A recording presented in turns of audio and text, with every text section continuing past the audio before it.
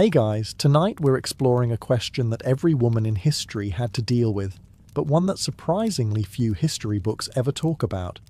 So before you get comfortable, take a moment, like the video, and subscribe, but only if you genuinely enjoy what I do here. And let me know in the comments where you're tuning in from and what time it is for you. It's always fascinating to see who's joining us from around the world. Now, dim the lights, maybe turn on a fan for that soft background hum, and let's ease into tonight's journey together. When most people imagine the ancient world, they picture emperors, pyramids, battles, philosophers, and grand monuments. History books are filled with kings conquering neighbouring kingdoms, generals marching across continents, and scholars debating the nature of the universe. Yet one of the most common human experiences in history is almost completely absent from these stories. For thousands of years, women lived, worked, raised families, managed households, travelled, worshipped, and participated in society while dealing with their monthly periods. Every civilization had women. Every civilization had menstruation. Yet surprisingly, few ancient writers bothered to tell us much about it. Part of the reason is simple. Most surviving records were written by men, and many of those men belonged to the educated elite.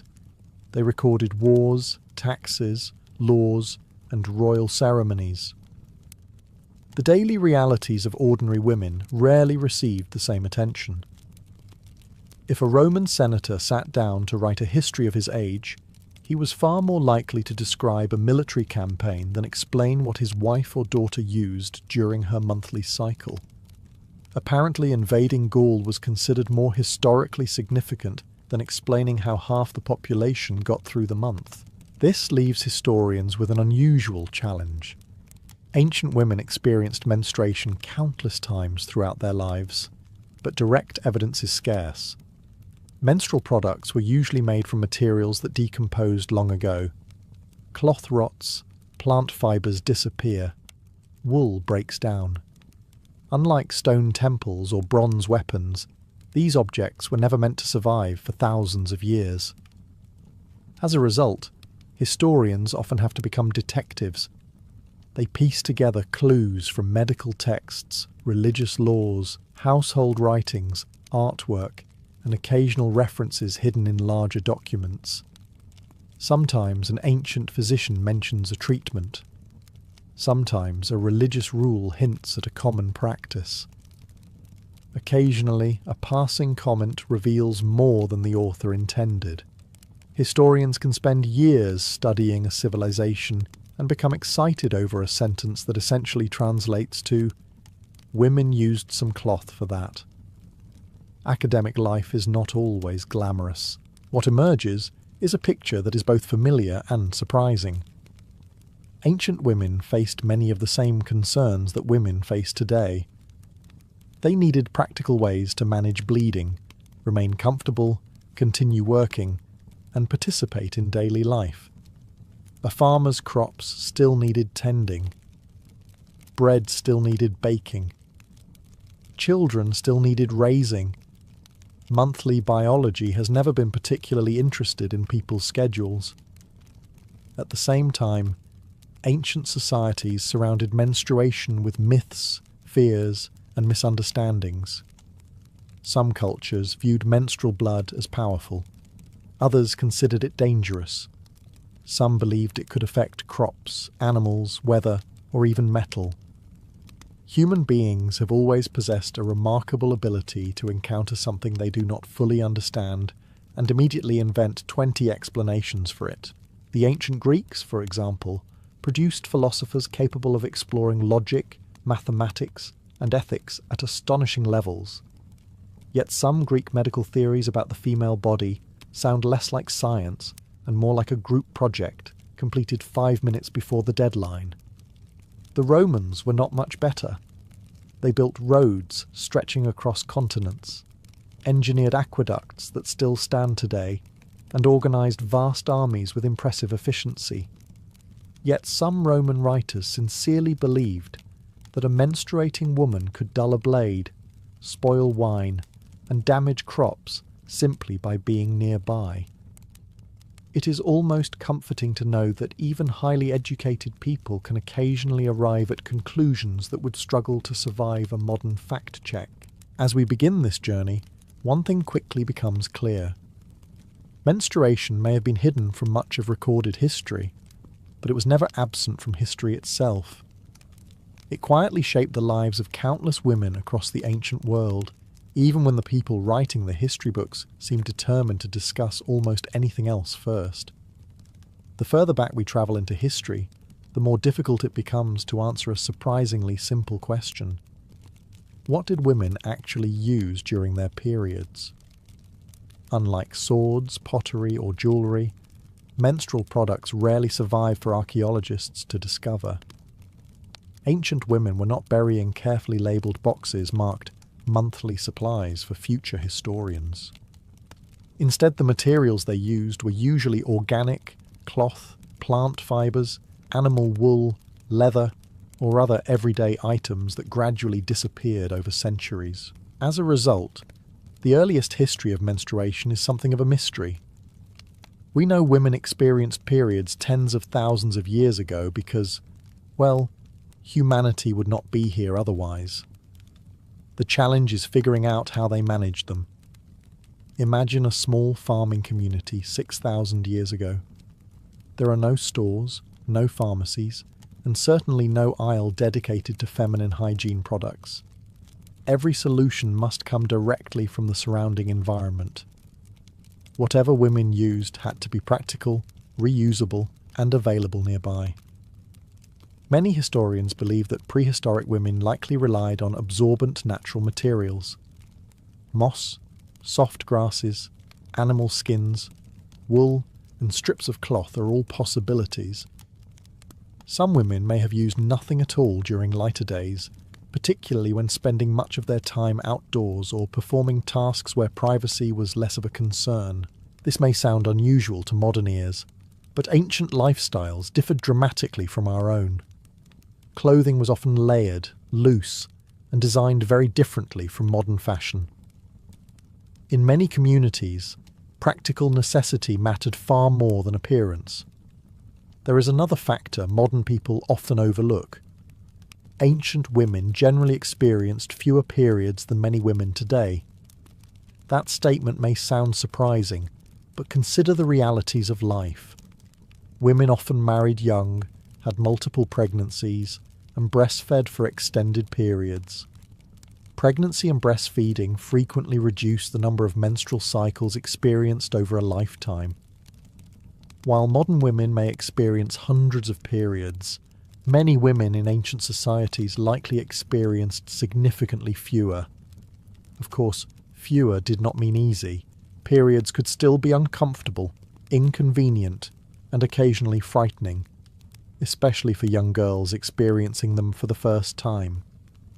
Without modern medical knowledge, many societies developed explanations based on tradition rather than biology. Mothers, grandmothers, and older female relatives often became the primary source of information, and in many ways, they were probably more useful than the local wise man. Ancient communities produced plenty of experts eager to explain the mysteries of the female body.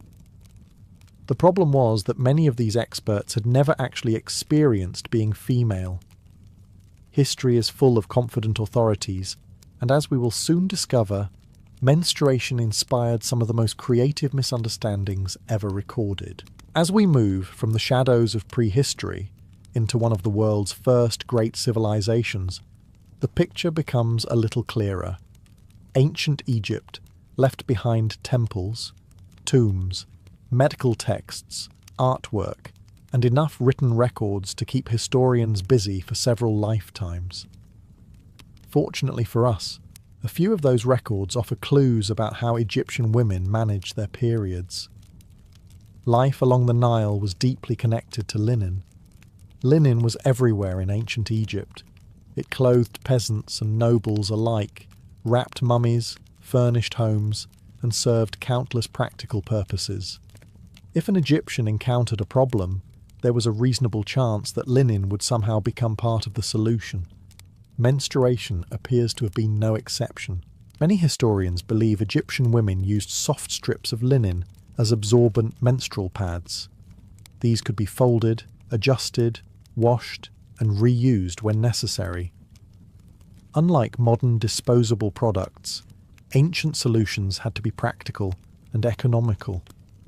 Throwing something away after a single use was a luxury few societies could afford.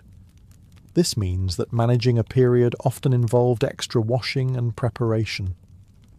Ancient women had many responsibilities already, and menstruation added another task to a workload that was rarely light. Of course, the Nile provided water, but that did not automatically make hygiene simple.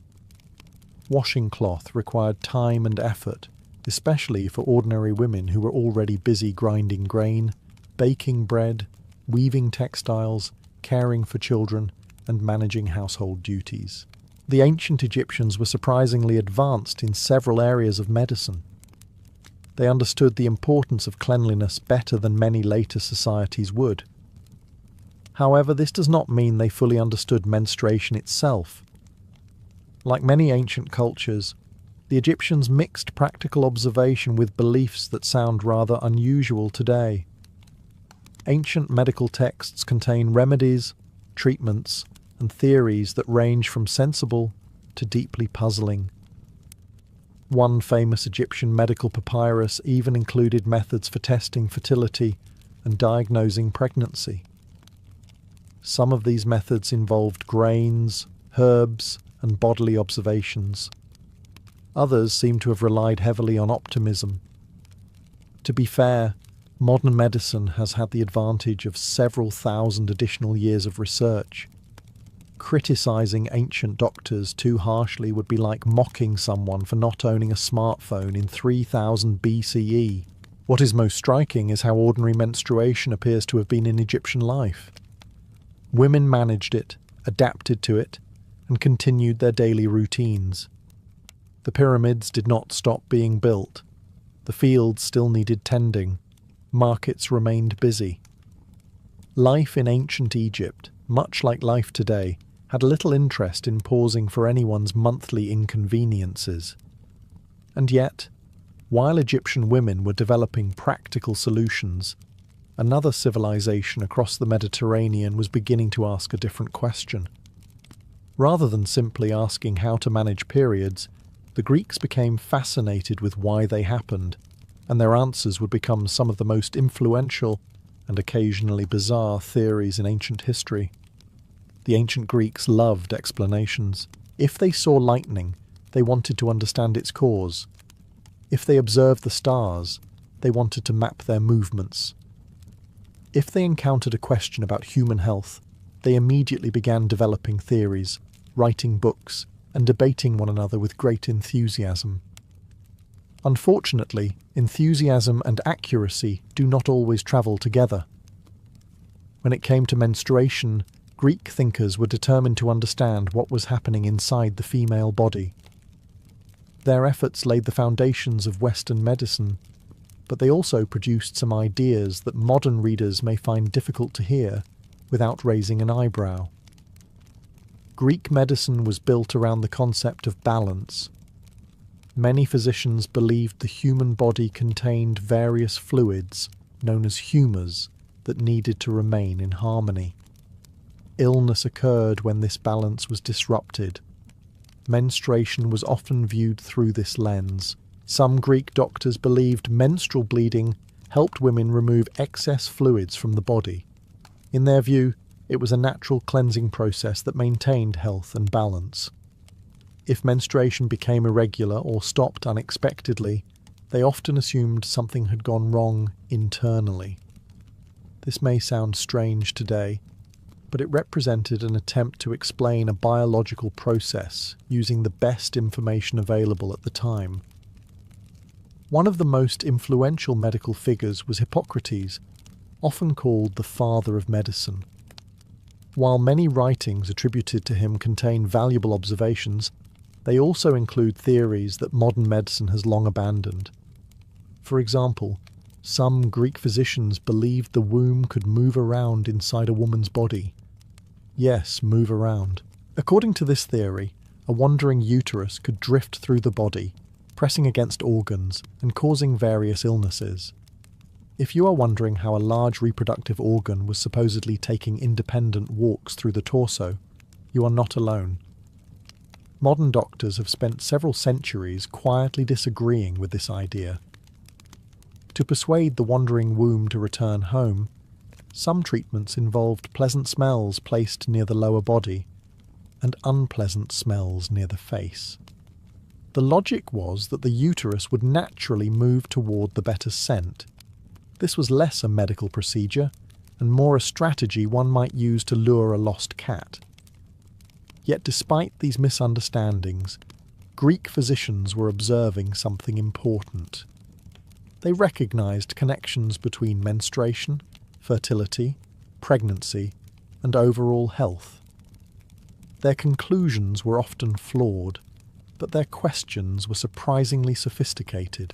Meanwhile, ordinary Greek women were probably far less interested in abstract theories and far more concerned with practical matters. Philosophers could spend hours debating bodily fluids, but someone still had to fetch water, prepare meals, weave cloth, and manage a household. And for those women, menstruation was not an intellectual puzzle. It was simply part of everyday life. While Greek philosophers and physicians were busy constructing elaborate theories about the female body, ordinary women had a far more immediate concern: getting through the day. Most women in ancient Greece lived lives centered around the household. Their responsibilities were numerous and often physically demanding. Water had to be carried, grain had to be ground, meals had to be prepared, clothing had to be woven, and children had to be cared for. Unlike a modern office worker, there was no option to send a message saying, "I'm taking the afternoon off." Life simply continued. For a woman living in Athens, Sparta, or one of the countless smaller communities scattered across the Greek world, menstruation was another challenge to manage alongside dozens of others. The household did not pause. The family's needs did not disappear. The goats, unfortunately, remained completely indifferent to human discomfort. Although evidence is limited, historians believe Greek women likely used folded cloths, wool, or other absorbent materials to manage menstrual bleeding. These materials could be washed and reused, making them practical in a world where resources were valuable and waste was minimized. Nothing was disposable. In fact, many ancient households would probably be horrified by modern habits of throwing things away after a single use. An ancient Greek family could find 3 additional purposes for an old piece of fabric before finally considering retirement. Privacy also worked differently in the ancient world. Homes were often crowded, particularly among poorer families. Multiple generations might share relatively small living spaces. This meant women had to develop ways of managing menstruation discreetly within environments where personal space was limited. Fortunately, menstruation was not exactly a rare phenomenon. Women learned from mothers, sisters, aunts, and grandmothers. Much of the practical knowledge surrounding periods was likely passed down through conversation rather than written instruction. While philosophers wrote lengthy discussions about the nature of existence, female knowledge often travelled through experience. And unlike some of the medical texts produced by men, it was usually based on reality. Greek society also placed great importance on fertility and childbirth. Menstruation was therefore closely connected to expectations about marriage and family life. A regular cycle was often viewed as a sign that a woman was healthy and capable of bearing children. This could create additional anxiety when periods became irregular or stopped unexpectedly. Without modern medical understanding, changes in the cycle could be confusing or alarming. Yet despite these challenges, women adapted. They always had. What survives from ancient Greece is not a story of helplessness, but one of practicality. Women found solutions, shared knowledge, and continued with daily life, while scholars debated theories above their heads. And across the Mediterranean, another civilization was watching, learning, and occasionally borrowing Greek ideas. The Romans would inherit many Greek medical theories, but they would also add a remarkable collection of menstrual superstitions entirely their own. As Roman power expanded across Europe, North Africa, and the Middle East, it brought together millions of people from different cultures. The Roman Empire was enormous, stretching from the misty hills of Britain to the deserts of Egypt. Yet no matter where a woman lived within that vast territory, one monthly reality remained the same. Periods did not care about the borders of empires. A wealthy woman living in a luxurious villa outside Rome experienced menstruation. So did a merchant's wife in Gaul, a farmer's daughter in Spain, and a shopkeeper in Egypt. Their lifestyles might differ dramatically, but they all faced the practical challenge of managing their monthly cycles. Like the Greeks before them, Roman women likely relied on cloth and wool as absorbent materials. Linen remained common throughout the empire, and soft fabrics could be folded and adjusted as needed. These materials were washable and reusable, making them practical in a society where even wealthy households avoided unnecessary waste. Roman women were accustomed to repairing, reusing, and repurposing household items. Modern disposable products would have seemed astonishingly convenient and perhaps slightly suspicious. Romans generally expected objects to have long careers before retirement.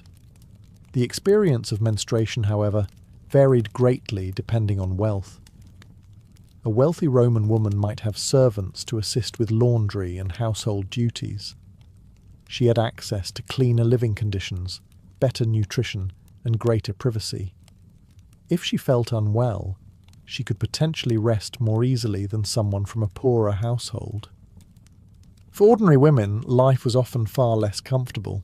In crowded apartment buildings known as insulae, families lived in tight quarters. Water had to be carried, food prepared, and children supervised. Daily work continued regardless of discomfort. There were no sick days approved by the Roman Senate. In fact, if the Senate had debated the issue, they probably would have spent 6 hours arguing about procedure before accomplishing nothing. Roman society was highly practical in many ways. Women developed routines that allowed them to continue participating in daily life while managing their periods. Markets remained busy. Bread was baked. Clothes were washed. The empire continued functioning. This practical reality is important because it contrasts sharply with what many Roman writers believed. While women were getting on with their lives, some male authors were producing increasingly imaginative theories about menstruation. These theories claim that menstrual blood possessed extraordinary powers capable of affecting plants, animals, weather, and even manufactured goods. In other words, while Roman women were solving real problems, certain Roman intellectuals were busy creating entirely new ones. And as we shall see next, some of those beliefs were so strange that they survived for centuries after the Roman Empire itself had disappeared. If Roman women approached menstruation with practical solutions, many Roman writers approached it with something else entirely: imagination, and not always the helpful kind. Ancient Rome produced remarkable engineers, skilled administrators, and talented architects. These were the people who built roads that survived for thousands of years, and aqueducts that still impress modern visitors. Yet when some Roman authors discussed menstruation, their confidence often exceeded their evidence by a considerable margin. One of the most famous examples comes from the Roman writer and naturalist Pliny the Elder. Pliny was an incredibly curious man who attempted to document the natural world in a massive encyclopedia known as the Natural History. The work contains valuable information about ancient science, geography, and culture. It also contains claims that would make a modern fact-checker quietly lie down for a moment. According to Pliny, a menstruating woman could potentially sour wine, damage crops, dull metal, kill bees, and interfere with various natural processes simply through her presence. At one point, he suggested that certain plants might wither if exposed to menstrual blood. This would have been alarming news for Roman farmers, gardeners, blacksmiths, and apparently bees. The remarkable thing is not that such beliefs existed. Every society develops superstitions. The remarkable thing is how many different powers were attributed to menstruation at once. It was almost treated as a kind of mysterious force of nature. If something went wrong, menstruation could become a convenient explanation. Crops failing. Perhaps menstruation was involved. Wine spoiling. Maybe menstruation again. Unhappy livestock. Somehow menstruation was probably being blamed by somebody. Human beings have always enjoyed finding simple explanations for complicated problems. The Romans were hardly unique in this respect. Many ancient cultures viewed blood as powerful. Blood was associated with life, death, fertility, injury, sacrifice, and religion. Since menstrual blood appeared regularly without an obvious wound, it often inspired fascination and uncertainty. People tend to fear what they do not fully understand. Without knowledge of hormones, reproductive biology, or modern medicine, Romans attempted to explain menstruation using the concepts available to them. Sometimes they observed genuine patterns. Other times they wandered into territory that resembles folklore more than science. What is particularly interesting is that these beliefs often tell us more about Roman fears than about menstruation itself. The female body was performing a perfectly normal biological function. The strange powers existed largely in the imagination of observers trying to make sense of something they did not fully understand. Meanwhile, Roman women still had laundry to do, meals to prepare, and families to care for. The crops, fortunately, seemed to have survived. Yet menstruation was not only surrounded by superstition. In many parts of the ancient world, it was also connected to religion, purity, and sacred traditions. And those beliefs would shape the daily lives of women for centuries to come. As strange as Roman superstitions could be, they were only one part of a much larger story. Across the ancient world, menstruation was not merely viewed as a biological event. It was often connected to religion, purity, sacred spaces, and humanity's relationship with the divine. For many societies, periods carried spiritual meaning alongside their practical realities. This did not necessarily mean menstruation was seen as bad. Modern people sometimes assume that any ancient restriction automatically reflected shame or hostility. The reality was often more complicated. Ancient cultures frequently created rules around many bodily functions, including birth, death, illness, and sexual activity. Menstruation simply became part of that broader system of sacred boundaries. One of the most important facts about life in the ancient world is that almost every experience depended on wealth. Periods were no exception. When historians discuss ancient civilizations, it can be easy to imagine that everyone within a society lived in roughly the same way.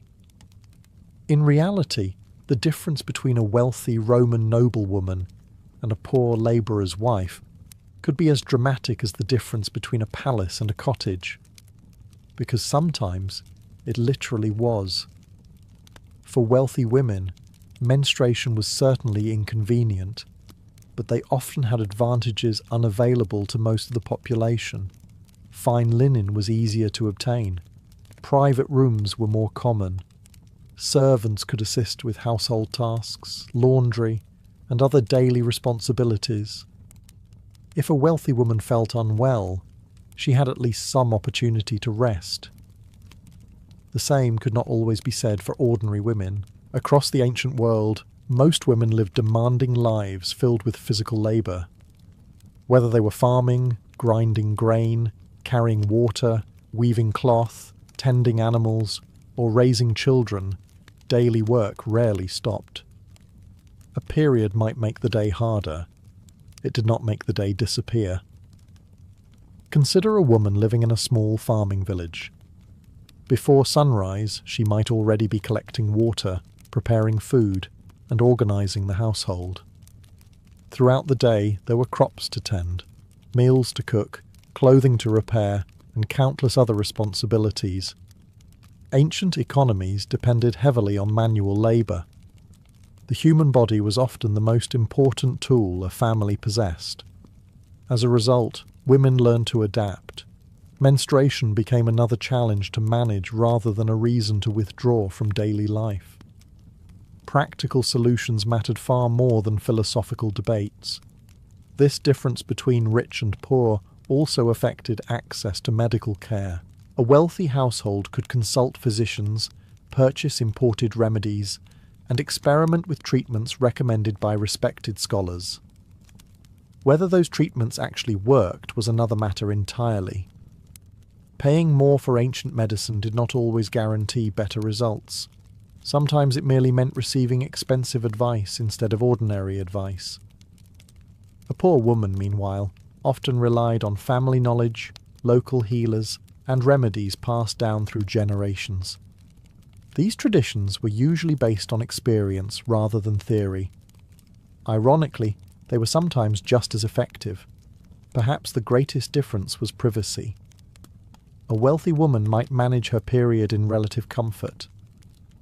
A poor woman often lived in crowded conditions where personal space was limited and daily survival took priority over convenience. Yet despite these differences, women across every social class shared the same basic reality. Whether living in a palace, a city apartment, or a rural village, menstruation remained a regular part of life. And because periods were closely linked to fertility, they carried importance far beyond simple monthly discomfort. In the ancient world, they were deeply connected to marriage, family, inheritance, and the future of entire bloodlines. For ancient societies, menstruation was never viewed as merely a monthly inconvenience. It was also seen as a sign of health, a sign of adulthood, a sign of fertility, and perhaps most importantly, a sign that a woman might someday produce children. This connection shaped countless aspects of life across the ancient world. In societies where family survival depended on future generations, fertility was an enormously important concern. Children provided labour, carried on family names, inherited property, and cared for parents in old age. Without reliable pension systems or retirement plans, most people hoped their descendants would become their security. Ancient financial planning was often little more than, hopefully the children turn out responsible. As a result, menstruation attracted considerable attention. A young girl's first period marked a significant transition. In many cultures, it signalled the beginning of womanhood. Families, communities, and potential marriage partners often viewed it as evidence that a girl was entering a new stage of life. The exact customs varied from place to place. Some societies celebrated the event. Others treated it more quietly. Some incorporated rituals, ceremonies, or special periods of instruction from older female relatives. Regardless of the approach, first menstruation rarely passed unnoticed. Marriage was closely connected to these ideas. Ancient marriages were often arranged with family interests in mind. Love occasionally entered the equation, but parents were generally far more interested in alliances, property, social standing, and future grandchildren. Romance existed. It simply did not always get the final vote.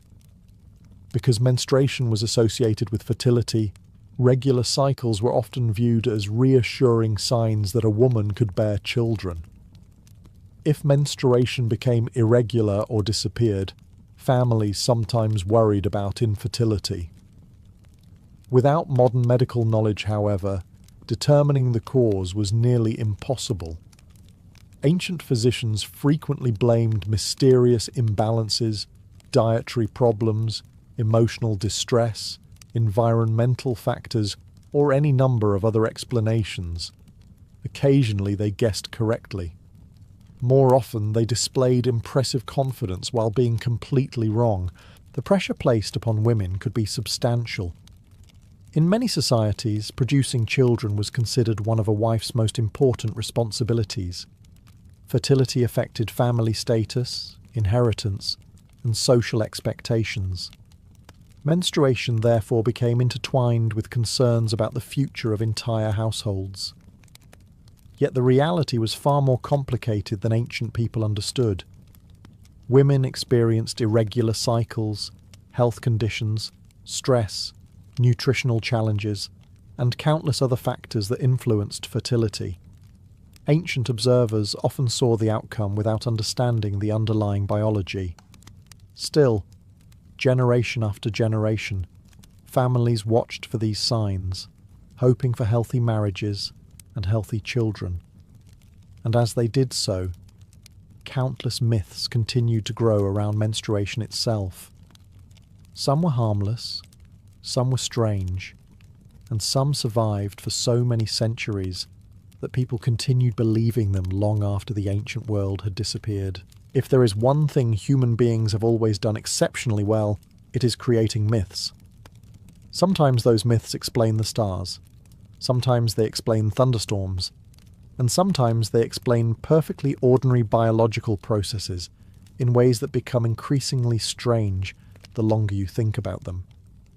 Menstruation inspired an astonishing number of myths across the ancient world. Part of the reason was simple. People could observe what was happening, but they could not see why it was happening. Without knowledge of hormones, reproductive systems, or modern medicine, societies filled the gaps with stories, assumptions, and speculation. And once a myth became established, it could be remarkably difficult to remove. After all, facts must be learned. Myths merely need to be repeated. Many ancient cultures believed menstruation gave women unusual powers. Unfortunately, these powers tended to sound less like superhero abilities and more like accidental agricultural sabotage. As we saw earlier, Roman writers claimed menstruating women could spoil wine, damage crops, dull metal tools, and interfere with various natural processes. Similar beliefs appeared elsewhere throughout history. Some people believed menstrual blood could protect against evil spirits. Others believed it attracted them. Humanity has always shown an impressive commitment to covering every possible theory. In certain traditions, menstruation was associated with the moon. This connection was understandable. Both menstrual cycles and lunar cycles followed roughly monthly patterns, making the relationship appear obvious. The moon became linked to fertility, womanhood, and reproduction in many ancient cultures. While the scientific connection was weaker than people imagined, the symbolism proved powerful enough to survive for thousands of years. Another common myth involved emotional behavior. Many ancient writers claimed menstruation dramatically altered a woman's temperament or judgment. While hormonal changes can certainly affect mood, some ancient descriptions make it sound as though women temporarily transformed into entirely different people. Ancient male authors occasionally approached the subject with the same confidence they brought to military strategy and politics. The difference was that many of them actually had experience with military strategy and politics. Perhaps the most enduring myths were those that portrayed menstruation as mysterious or dangerous. These beliefs often reflected broader anxieties about fertility, reproduction, and the female body. People feared what they did not fully understand, and menstruation remained poorly understood for most of human history. Yet there is something revealing about all these myths. They tell us far less about menstruation than they do about the societies that created them. The female body was doing exactly what it had always done. The confusion existed largely in the minds of observers trying to explain it. And while myths spread through stories and traditions, practical knowledge continued spreading another way, through women themselves, sharing experience from one generation to the next. That knowledge, unlike many myths, was usually grounded in reality. After spending centuries listening to ancient philosophers, physicians, priests, and lawmakers explain menstruation, it is worth asking a simple question. What did women themselves think? Unfortunately, this is where history becomes frustrating. Most surviving records from the ancient world were written by men.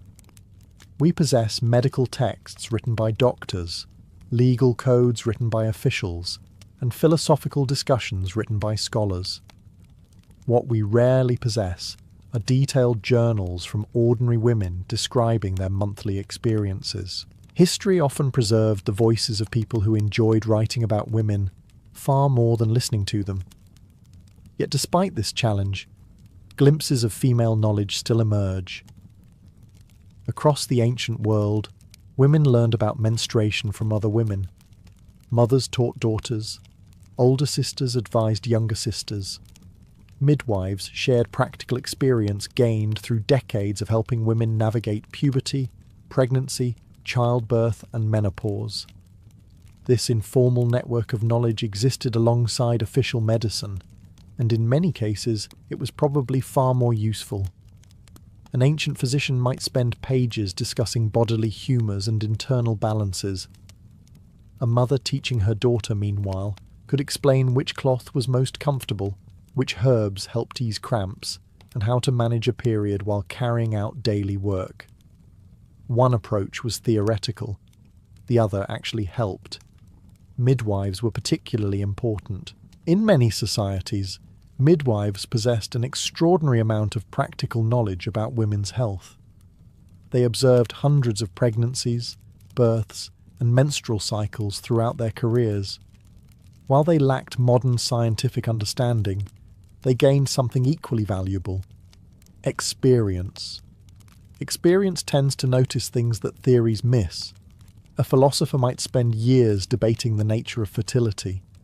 A midwife might quietly recognize patterns after helping generations of families.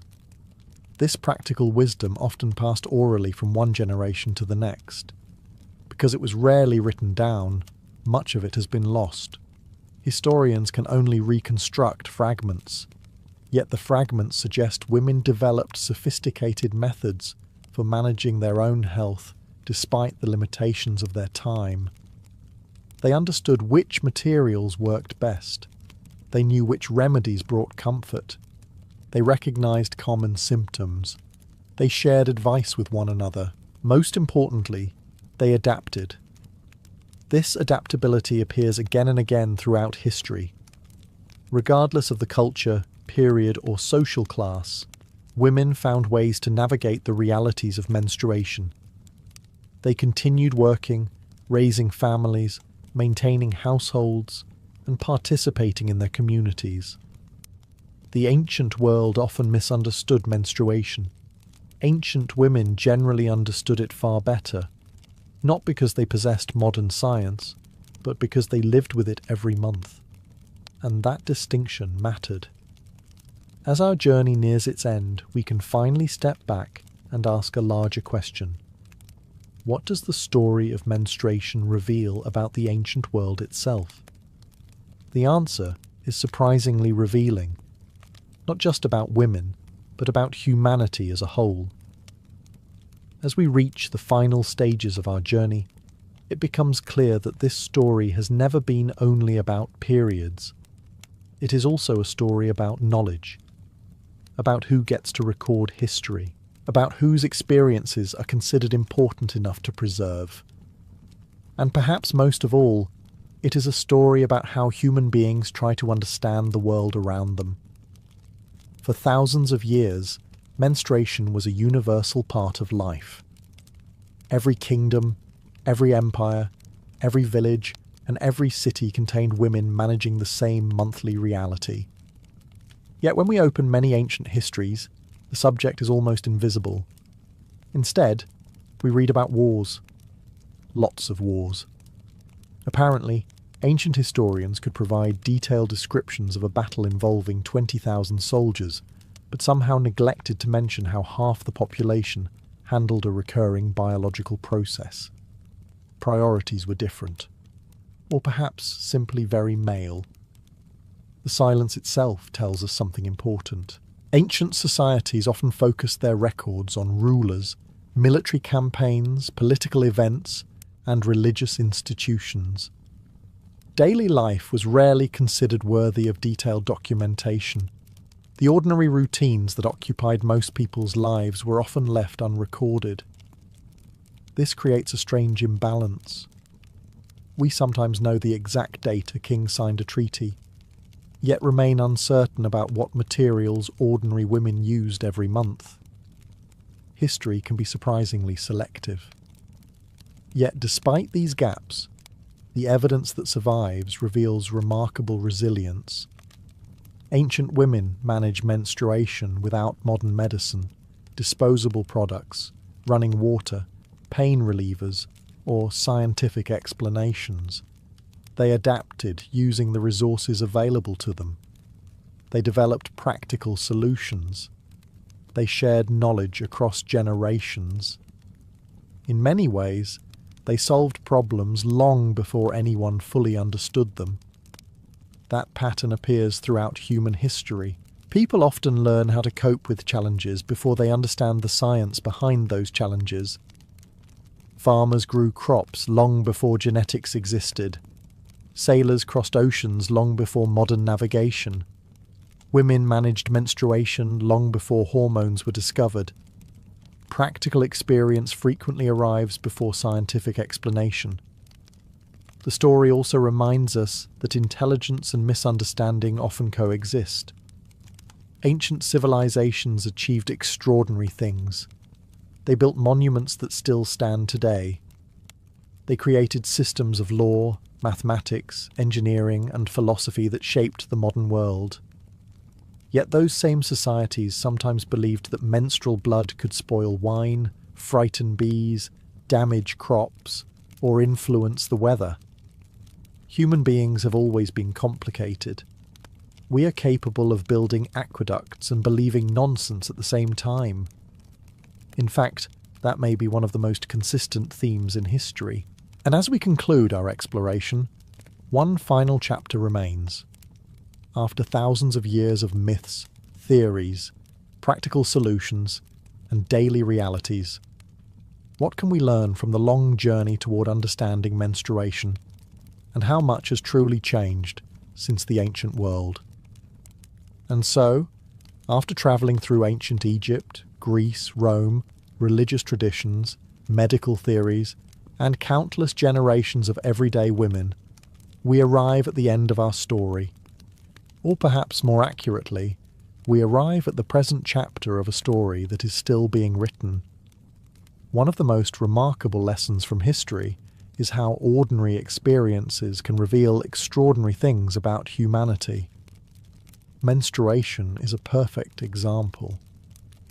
For thousands of years, women managed their periods with whatever resources were available.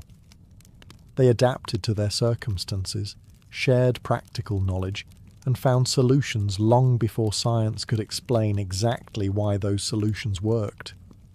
Meanwhile, philosophers debated, doctors theorized, priests interpreted, and occasionally someone became convinced that a woman's period was responsible for the neighbour's failed grape harvest. History is full of surprises. Looking back, it is easy to laugh at some ancient beliefs.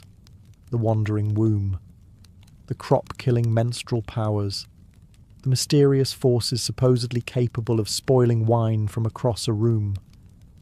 Yet before we become too smug, it is worth remembering that future generations may one day examine some of our own beliefs with similar amusement. Human beings have always been experts at being absolutely certain, right before discovering they were mistaken. The difference today is that we possess scientific tools ancient societies could never have imagined. Modern medicine understands menstruation in ways that would have astonished Greek physicians and Roman scholars. Hormones, reproductive biology, genetics, and advanced healthcare have transformed our understanding of the female body. Questions that puzzled entire civilizations can now be answered in a single biology textbook. Although, admittedly, some students still avoid reading those chapters. Certain things never change. What has perhaps changed most dramatically is the willingness to discuss the subject openly. For much of history, menstruation existed in a strange position. It was universal, yet rarely discussed. Common, yet often hidden. Essential to human reproduction, yet frequently surrounded by embarrassment or misunderstanding. Today, while misconceptions still exist, there is far greater recognition that menstruation is simply a normal part of human life. And perhaps that is the most important lesson of all.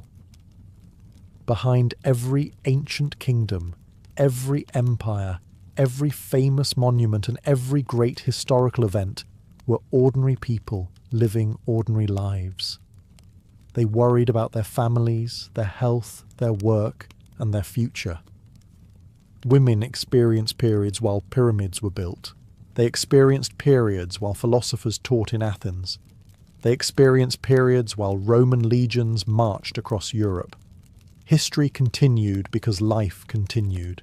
And life continued because countless women quietly managed realities that historians often ignored. So the next time you hear someone describe history as the story of kings and battles, remember that another history existed alongside it. A quieter history. A human history. And one that deserves to be remembered just as much. Now, as we leave the ancient world behind and return to the present, you can rest a little easier, knowing that while humanity has changed in many ways over the centuries, our ability to misunderstand perfectly ordinary things remains reassuringly timeless. Few figures from the Viking Age have inspired more fascination than the berserker.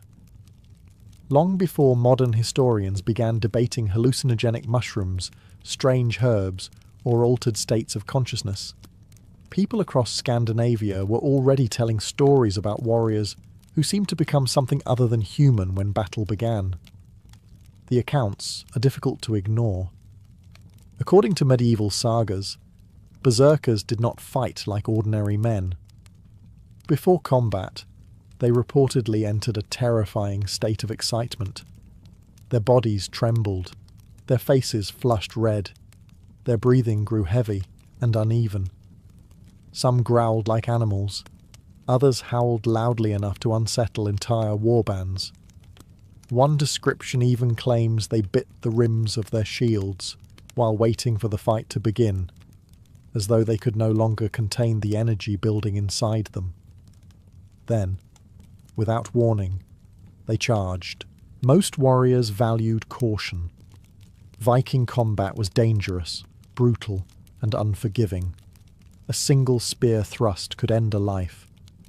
Even experienced fighters understood the importance of discipline, positioning, and self-preservation. Yet berserkers seemed to throw those instincts aside. They rushed directly into danger, attacking with a level of aggression that shocked both enemies and allies alike. To observers, it looked almost supernatural. The sagas describe men who felt little fear, ignored wounds, and fought with extraordinary strength. Some stories claim they could not be stopped by steel.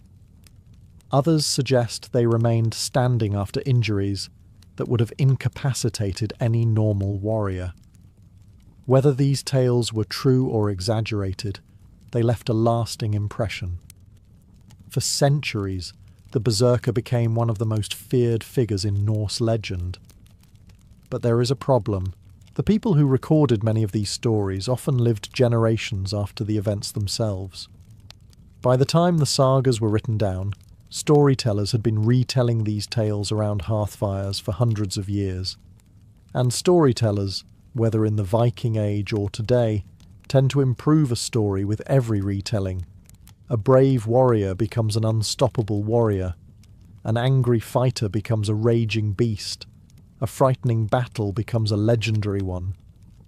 Yet even after accounting for exaggeration, historians have noticed something intriguing. Many descriptions of berserkers share the same unusual details.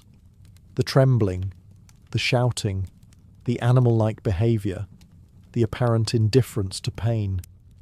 These similarities suggest that the stories may have been inspired by a real phenomenon rather than pure imagination. So what exactly happened to these warriors before battle? Were they entering a religious trance? Were they trained to push their minds beyond ordinary limits? Or were they using strange substances that altered their thoughts, emotions, and perception of reality? The search for answers has produced some of the most unusual theories in Viking history, and some involve plants and mushrooms that are every bit as mysterious as the berserkers themselves. Before we start filling Viking helmets with mushrooms and mysterious herbs, it helps to ask a simple question. What do the original sources actually say? The answer is both fascinating and frustrating. Most of what we know about berserkers comes from old Norse sagas and historical writings composed centuries after the Viking Age itself. These texts describe warriors who entered an unusual mental state before battle, but they rarely explain how that state was achieved. For historians, this is rather inconvenient. It is like receiving a recipe that says, "make a cake," but omits every ingredient. One of the most famous descriptions appears in writings associated with the Icelandic scholar Snorri Sturluson. He described warriors of Odin who fought without armour and behaved like wild animals. According to his account, they were as fierce as wolves or bears, killed enemies with incredible force, and seemed unaffected by fire or iron while their rage lasted. The comparison to bears is particularly important. The word berserker may have meant bear shirt or bear coat, suggesting some connection to bear symbolism. Other warriors, known as Ulfhednar, were associated with wolves. These animal connections appear repeatedly throughout Norse literature. Warriors were not merely fighting like bears or wolves. In some sense, they may have believed they were taking on the qualities of those animals. That idea immediately raises intriguing possibilities. Were berserkers participating in rituals designed to transform their identity? Did they enter battle believing that Odin had granted them the strength and courage of a powerful beast? If so, psychology may have played a larger role than any physical substance.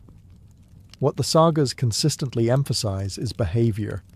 The warriors roar, they shake, they become aggressive, they appear fearless. Then, after the battle, many accounts describe exhaustion.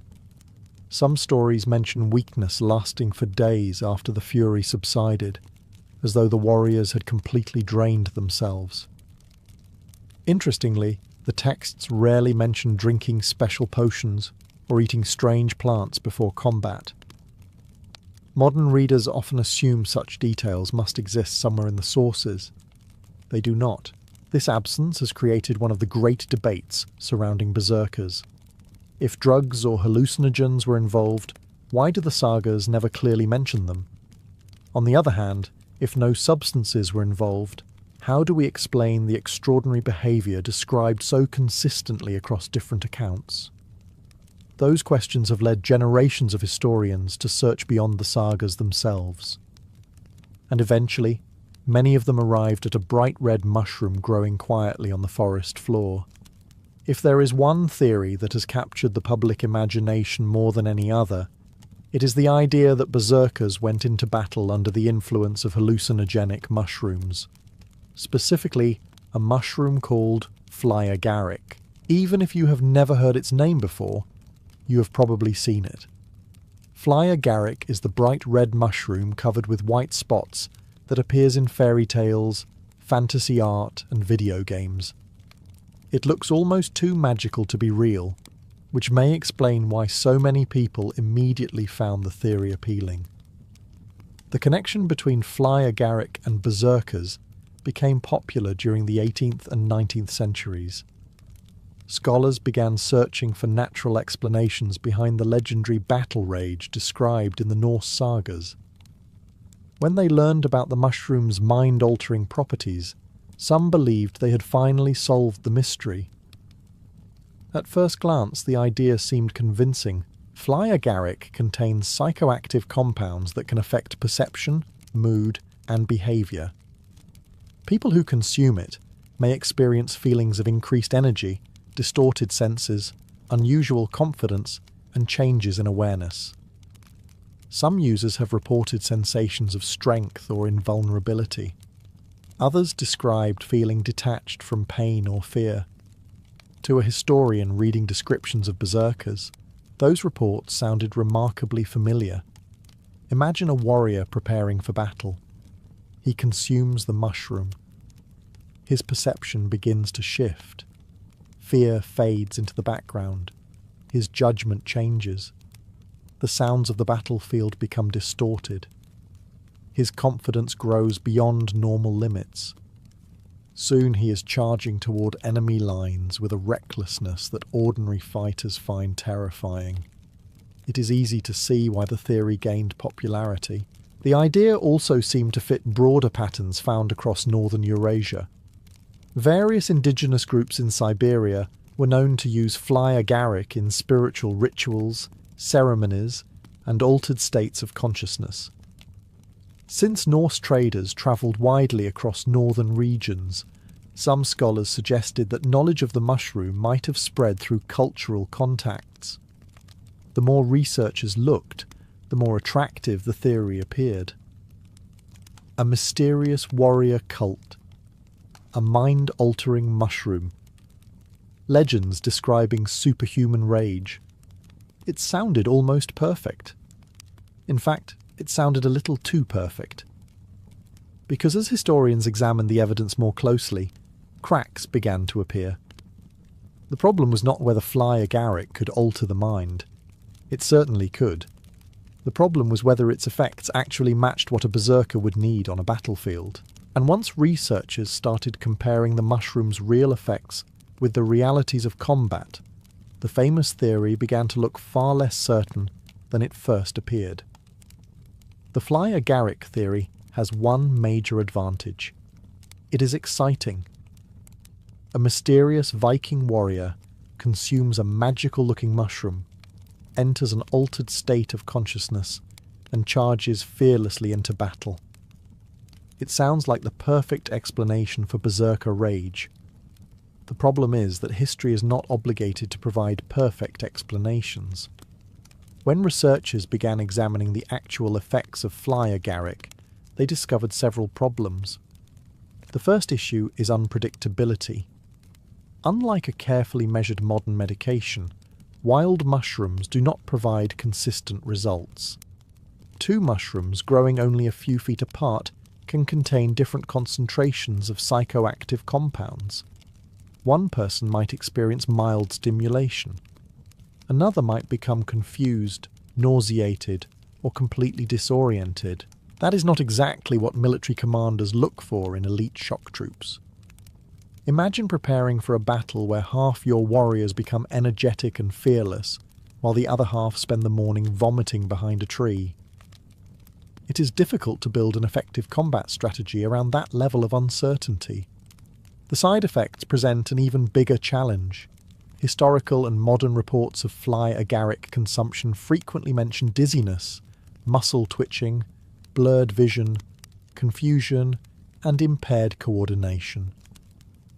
Some users experience periods of deep sleep. Others report difficulty distinguishing reality from hallucination. Again, these effects do not fit particularly well with the demands of combat. A berserker might have fought aggressively, but he still needed to recognize friend from foe. He needed to dodge attacks, maintain balance, and react quickly to constantly changing situations. A warrior stumbling around the battlefield while seeing imaginary animals is far more likely to become a casualty than a legend. Another problem is the lack of direct evidence. Despite decades of discussion, no Norse source explicitly states that berserkers consumed fly agaric before battle. Archaeologists have also failed to uncover clear evidence linking the mushroom to berserker rituals.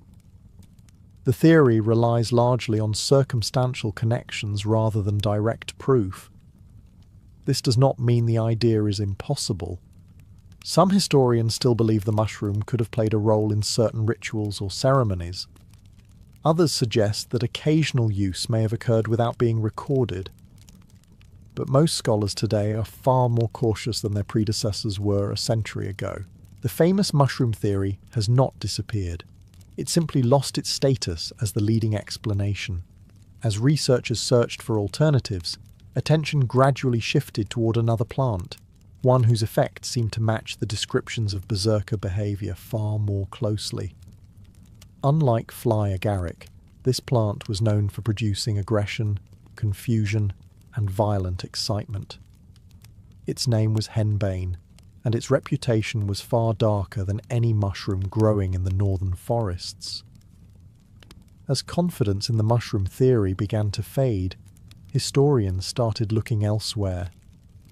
If fly agaric did not fully explain berserker behavior, perhaps another substance did. That search led researchers to a plant with a far more sinister reputation, henbane. Unlike the bright red fly agaric mushroom, henbane is not the sort of plant that appears in children's storybooks. For thousands of years, it was known across Europe and parts of Asia as a dangerous and unpredictable herb. Ancient physicians used it cautiously. Folk healers feared it, and in large doses, it could produce terrifying effects. Some historians believe it may offer a better explanation for berserker rage than any mushroom ever could. Henbane belongs to a family of plants that contains powerful psychoactive chemicals. These compounds affect the nervous system and can produce a wide range of symptoms. Users may experience confusion, hallucinations, agitation, paranoia, loss of inhibition, and intense emotional reactions. In some cases, people become unusually aggressive. That detail immediately caught the attention of researchers.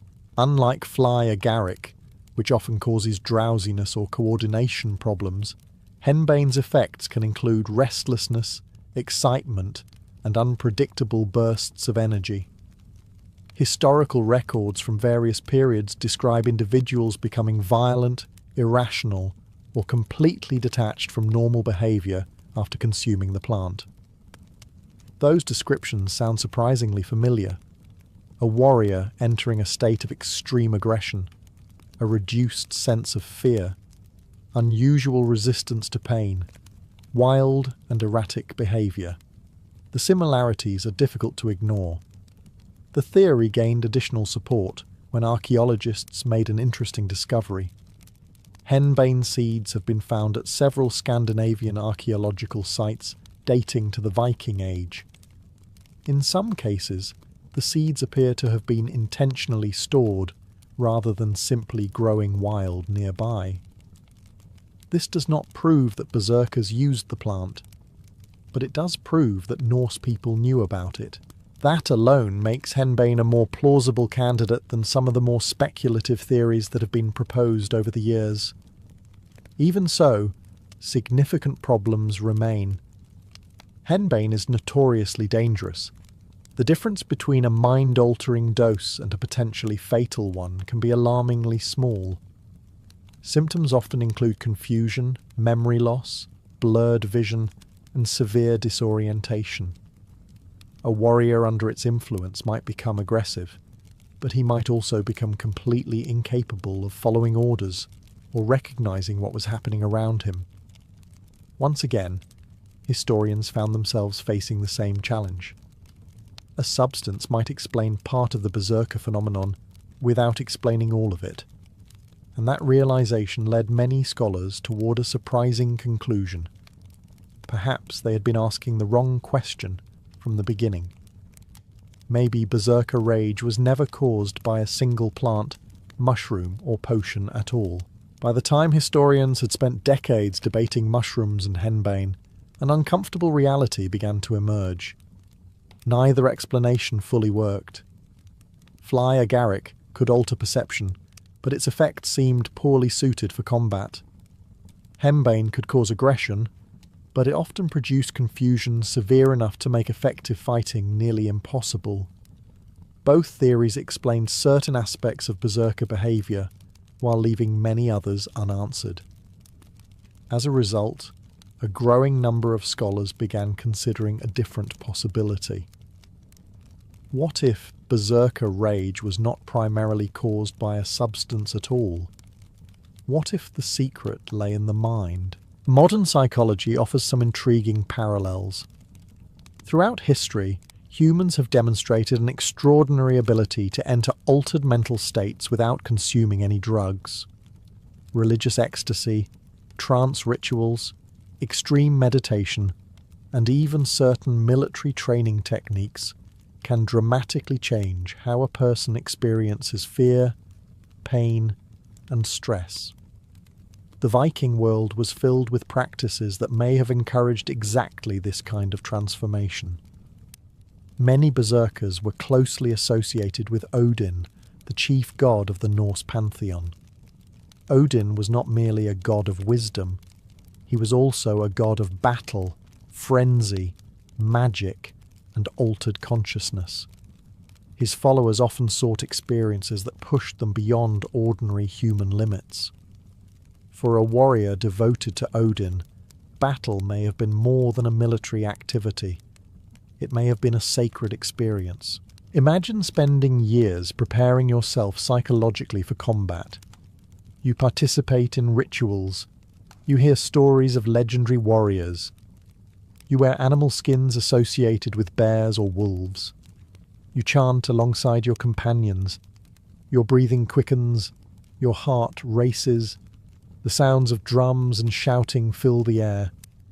Gradually, your normal identity begins to fade. You are no longer a farmer, hunter, or craftsman. You become the bear. You become the wolf. You become the warrior chosen by Odin. To modern readers, this may sound strange. Yet similar phenomena have been documented in cultures around the world. Soldiers, athletes, martial artists, and religious practitioners sometimes report entering states of intense focus where fear diminishes, pain becomes less noticeable, and ordinary awareness seems to narrow. No mushrooms required. This does not necessarily mean substances played no role.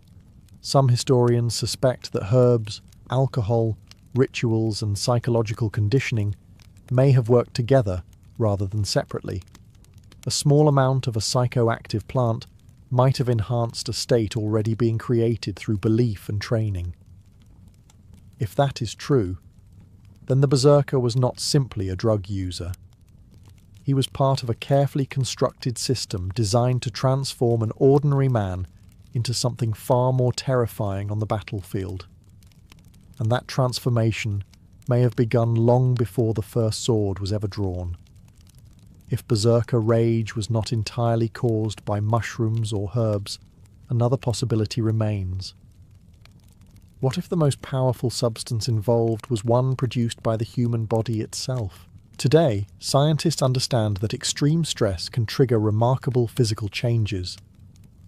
When humans face danger, the body releases a flood of chemicals designed to improve the chances of survival. Heart rate increases. Breathing becomes faster. Blood is redirected toward muscles. Pain sensitivity decreases. Reaction times can improve dramatically. This is commonly known as the fight or flight response. For most people, the effect is temporary. A sudden threat appears, the body reacts, and normal functioning eventually returns. But in rare circumstances, individuals can enter far more intense states.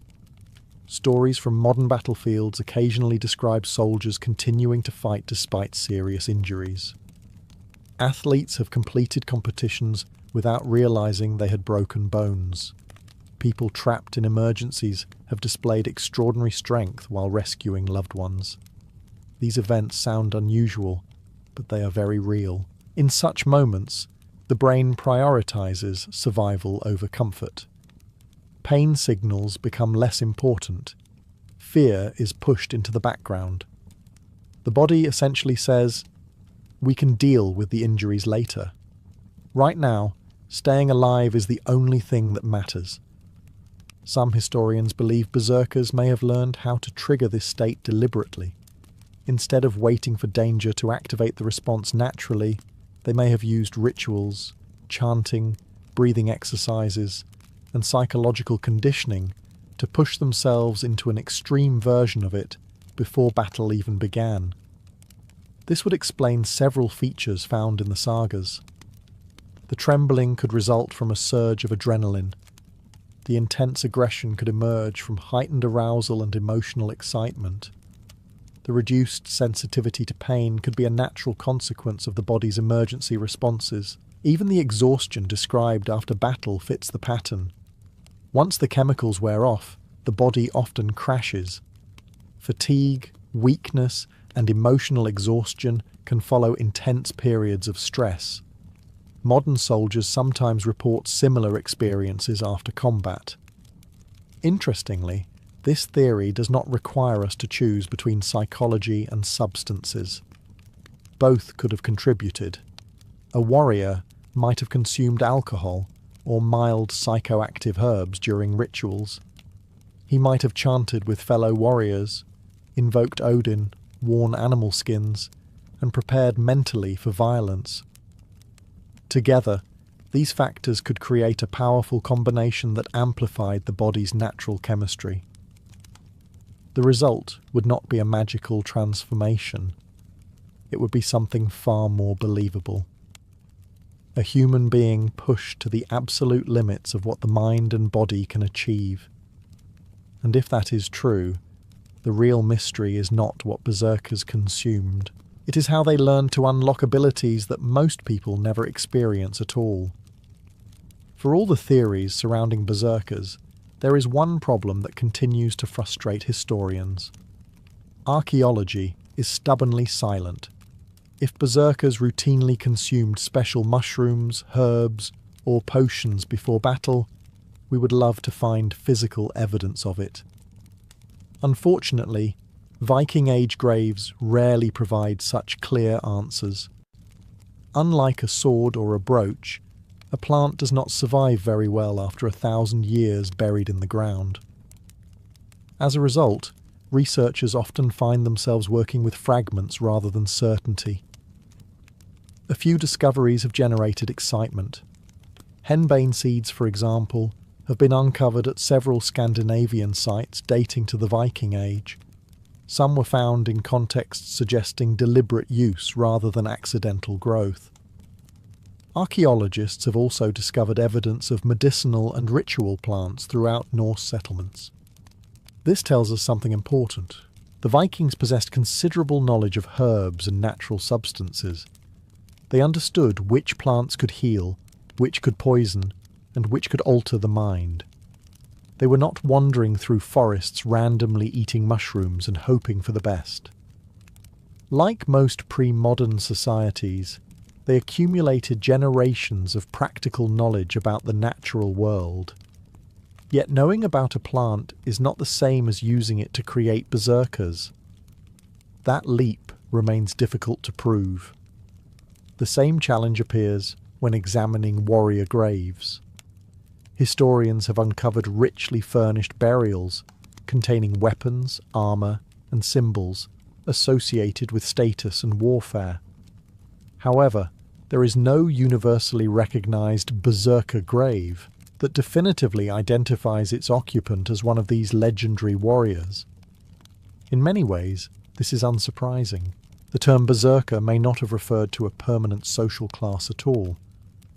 It could have described a role, a temporary state, or a specific group of elite warriors whose identity left few archaeological traces behind. Some scholars even argue that the search for physical evidence may be leading us astray. Perhaps berserker rage was primarily cultural rather than chemical. A belief system does not leave behind bones, seeds, or artifacts in the same way a weapon does. Rituals vanish. Chants disappear. Psychological conditioning leaves no fossil record. This means archaeology can show us pieces of the puzzle, but rarely the entire picture. It can confirm that certain plants existed. It can prove that Vikings used herbs. It can reveal how warriors lived and died. But it cannot tell us exactly what happened inside a berserker's mind as he prepared for battle.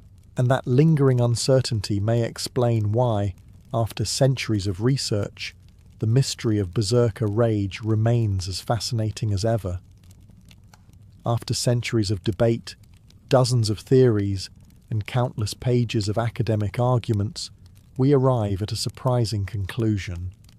Nobody knows for certain what caused berserker rage. That may sound disappointing, but in many ways it is what makes the subject so fascinating. If archaeologists discovered a Viking instruction manual tomorrow that read, "Step 1. Eat this mushroom before battle," the mystery would be solved. Historians would celebrate briefly, write a few papers, and move on to the next puzzle. Instead, the evidence remains incomplete, forcing each generation to revisit the question from a new angle. Some scholars continue to favour the fly agaric theory. They point to the mushroom's mind-altering effects and its long history of ritual use in northern cultures. Others argue that henbane remains the strongest candidate because its symptoms more closely resemble aggression and frenzy. Still others reject both explanations. The sun is sinking behind the distant hills, casting long shadows across the wooden towers and stone walls of the Roman fort. For most of the day, the garrison has been a place of noise and movement. Orders have been shouted. Horses have come and gone through the gates. Soldiers have stood watch on the ramparts, drilled in the training yard, repaired roads, hauled supplies, and completed the endless list of duties that kept Rome's vast empire functioning. But now, something changes. Across the fort, a trumpet sounds. Its notes drift through the evening air, echoing between barracks and workshops. Every soldier immediately recognizes the signal. The working day is ending. That does not mean discipline disappears. This is still the Roman army, one of the most organized military forces in history. But for a few precious hours, the pace begins to slow. Along the walls, sentries prepare for the night watch. Fresh guards replace those who have spent hours staring across forests, deserts, mountains, or whatever frontier Rome currently happens to be occupying. Some soldiers descend from watchtowers with tired legs and stiff backs. Others climb the wooden stairs carrying spears and shields, preparing for a long night of vigilance. At the main gate, officers conduct final inspections. Wagons arriving late are checked before entering. Merchants hurry through before the gates are secured. Once darkness fully arrives, movement becomes more restricted. The Roman army takes security seriously, particularly on distant frontiers where hostile tribes may be watching from beyond the horizon. Inside the fort, soldiers begin returning to their quarters. The transformation is surprisingly human. Helmets are loosened. Heavy shields are set aside. A soldier who spent the day carrying construction materials stretches his aching shoulders. Another removes his boots and discovers once again that marching several miles while carrying half your body weight in equipment is not particularly relaxing. The smell of cooking fires gradually spreads through the fort. For many soldiers, this is the most anticipated moment of the day.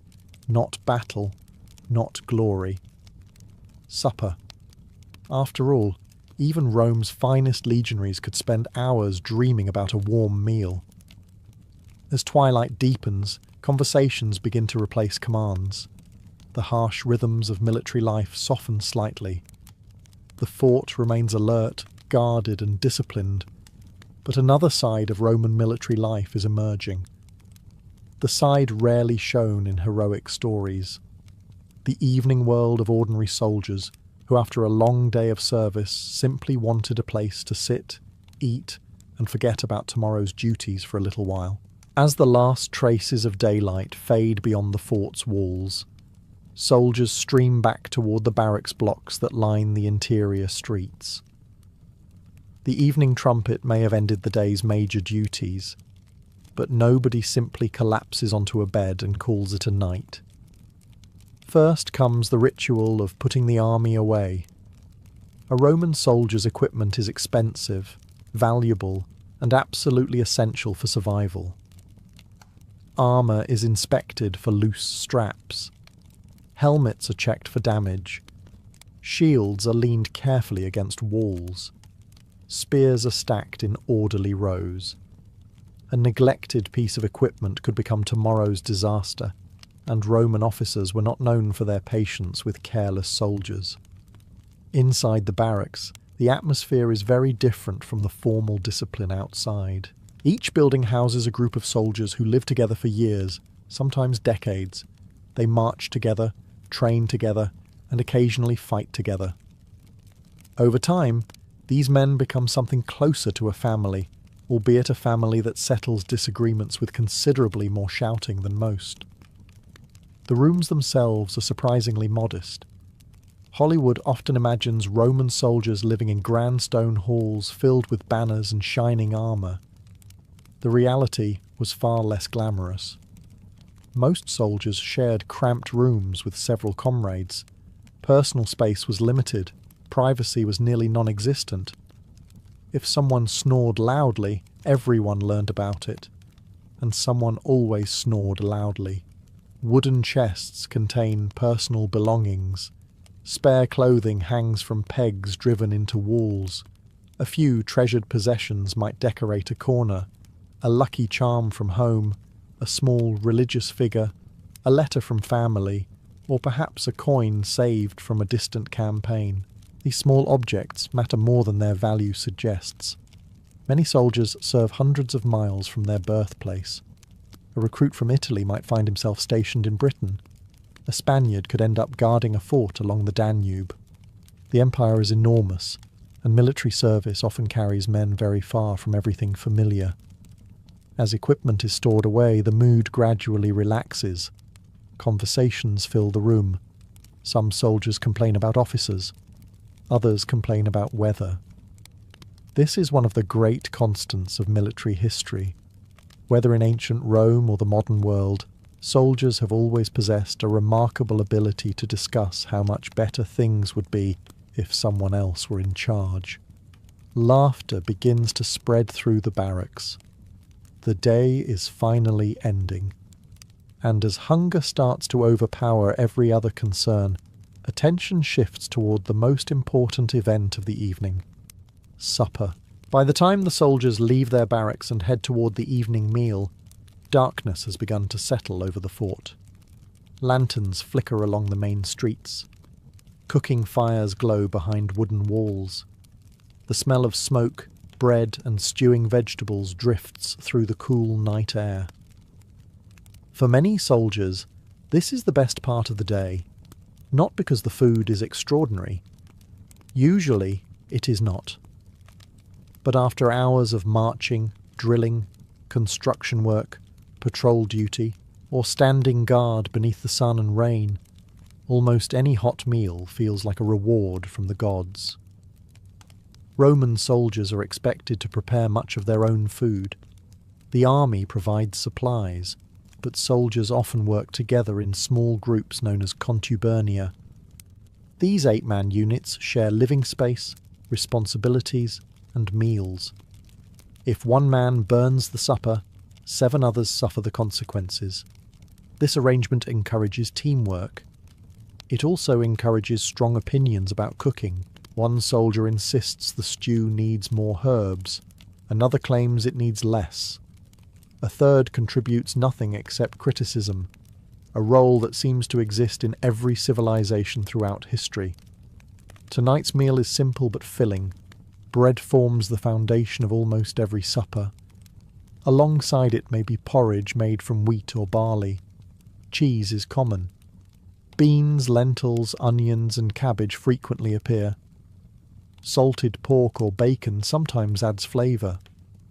On fortunate evenings, there may be fresh meat from hunting, local purchases, or military supplies. The Roman army understood an important truth. Hungry soldiers are unhappy soldiers, and unhappy soldiers have a remarkable talent for creating problems. Wine accompanies many meals, though often diluted with water. Drinking pure wine is generally viewed as excessive by Roman standards. The mixture provides refreshment while making stored water safer to consume. As soldiers eat, conversation becomes louder. The formal structure of military life relaxes. Men exchange jokes, discuss rumours, and speculate about future assignments. Some boast about old campaigns. Others exaggerate encounters with enemies that become slightly more heroic every time they are retold. A soldier who once chased away a thief eventually becomes a man who single-handedly defended an entire supply convoy. Memory can be surprisingly generous. Yet beneath the laughter lies something more important. These meals create bonds. The men sitting around the fire may someday depend on one another in battle. Trust is not built only through training grounds and marches. It is also built through thousands of ordinary evenings spent sharing food, stories, and complaints. And as the bowls empty and the fires burn lower, the fort begins to enter its most relaxed hours of the night. As supper comes to an end, nobody is particularly eager to go straight to sleep. The barracks are warm, the fires are still burning, and for a few precious hours there are no roads to build, no ditches to dig, and no officers demanding that someone carry something heavy from one side of the fort to the other, for reasons that remain mysterious even 2,000 years later. So the soldiers sit. Some gather around small hearths. Others remain at the tables where they have just eaten. A few lean against walls with cups of diluted wine in hand. The atmosphere grows quieter than it was during supper, but far more personal. This is when the stories begin. Every Roman fort contains veterans. These men are easy to identify. They move with confidence. They know every shortcut through the camp.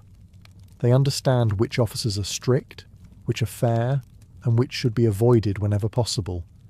Most importantly, they possess an endless supply of stories.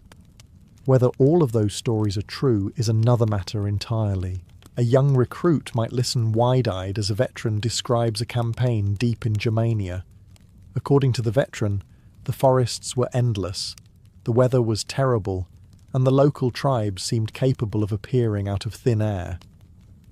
Conveniently, the veteran himself always behaved with exceptional bravery. The same pattern repeats across the empire. A soldier from Syria tells stories about desert caravans. A cavalryman remembers hunting bandits in distant mountains. An archer describes a battle that somehow becomes larger and more dangerous every year he retells it. Nobody seems particularly concerned about accuracy. After all, a good story is worth far more than a perfectly factual one. The conversations are not always about war. Many soldiers discuss their homes. They speak of farms, villages, wives, parents, and childhood memories. Men stationed on distant frontiers often find themselves thinking about places they have not seen in years. For some, military service is an adventure. For others, it is a very long separation from everything familiar. The stories help. They make distant places feel closer. They remind soldiers that life exists beyond the walls of the fort. As the evening continues, laughter occasionally erupts from one corner of the room. Someone tells a joke. Someone else imitates an unpopular officer. This is usually done when the officer is nowhere nearby, a survival strategy that has remained popular throughout military history. Gradually, the conversations grow more thoughtful. The excitement of supper has faded. The fire burns lower, and as memories of home begin to surface, many soldiers find themselves reaching for something they treasure more than wine, food, or even stories. A letter from home. As the stories begin to fade and the evening settles into a quieter rhythm, some soldiers reach for their most treasured possessions. Not their swords, not their helmets, not even the pay they have carefully saved inside wooden chests. They reach for letters. A Roman fort might seem like a world of weapons, discipline, and military routine. But beneath the armour are ordinary men who miss home. And home can feel very far away. The Roman Empire stretches across 3 continents. A recruit born in northern Italy may find himself stationed along the Rhine frontier. A soldier from Gaul could spend years guarding a fort in Britain. Some men serve so far from their birthplace that they will never see their hometown again. Letters become their connection to another life. The Roman postal system is remarkably efficient for its time, especially when military matters are involved. Personal correspondence travels more slowly, but messages still find their way across mountains, forests, and seas. Eventually, news arrives. A brother has married. A child has been born. A harvest was successful. A parent has fallen ill.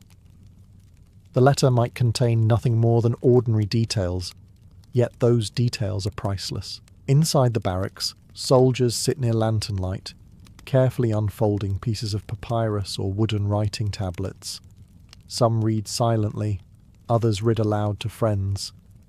Not every soldier is fully literate, and it is common for comrades to help one another understand complicated messages. The Roman world leaves behind fascinating examples of these letters. At forts near Hadrian's Wall in Britain, archaeologists have discovered writing tablets that reveal surprisingly human concerns. Soldiers request supplies. Officers exchange invitations. Families discuss daily problems. One famous letter even contains an invitation to a birthday party. History books often focus on emperors and battles. The letters remind us that real people lived through those events. As one soldier smiles while reading news from home, another stares quietly into the fire. Not every letter brings good news. Months can pass between messages. By the time a soldier learns of a death, a marriage, or a family crisis, the event may already belong to the distant past. That uncertainty becomes one of the hardest parts of military life. Yet, the letters provide comfort nonetheless. For a few moments, a man stationed on a cold frontier can imagine himself back in the streets of his hometown, walking familiar roads among familiar faces. Outside, the night grows darker. Inside, the lanterns continue to glow. And while some soldiers read letters, others begin looking for a different way to pass the evening, one involving dice, wagers, and the possibility of losing tomorrow's pay before breakfast even arrives. As the letters are folded away and tucked safely back into wooden chests, the atmosphere inside the fort begins to change once again. The reflective mood does not last long. Roman soldiers, much like soldiers throughout history, possess a remarkable talent for finding ways to entertain themselves whenever they have a few free hours. And sometimes those ways involve making questionable financial decisions.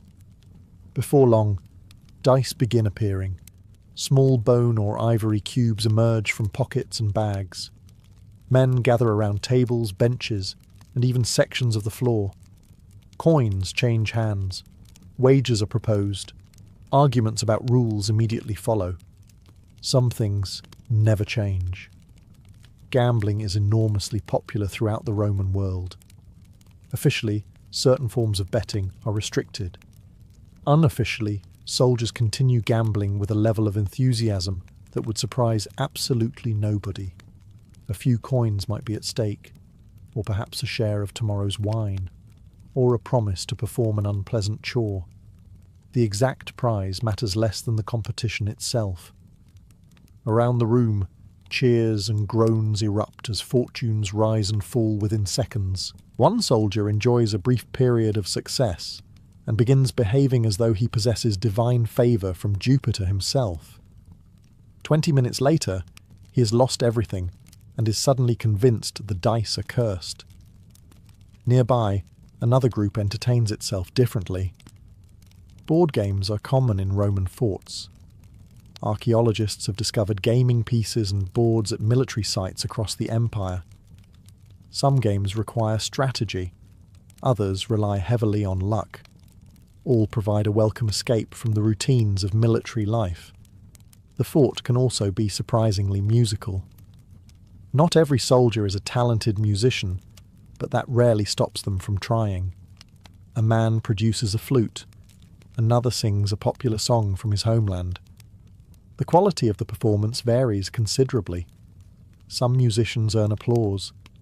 Others inspire polite requests to perhaps stop performing immediately. Still, the entertainment serves its purpose.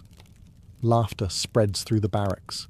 For a few hours, the concerns of military service fade into the background. No one is thinking about enemy raids. No one is worrying about tomorrow's inspections. No one is carrying heavy equipment across muddy roads. Instead, they are simply enjoying the company of friends. Yet while most of the fort relaxes, not everyone has the luxury of joining the games. Outside, beyond the warm lantern light and cheerful conversations, soldiers are already taking their positions on the walls. The night watch is beginning, and someone must remain awake while everyone else sleeps. While dice continue rolling inside the barracks and the last songs drift through the evening air, another part of the fort is settling into a very different routine. The night watch is beginning. For the soldiers assigned to guard duty, the day's work is far from over.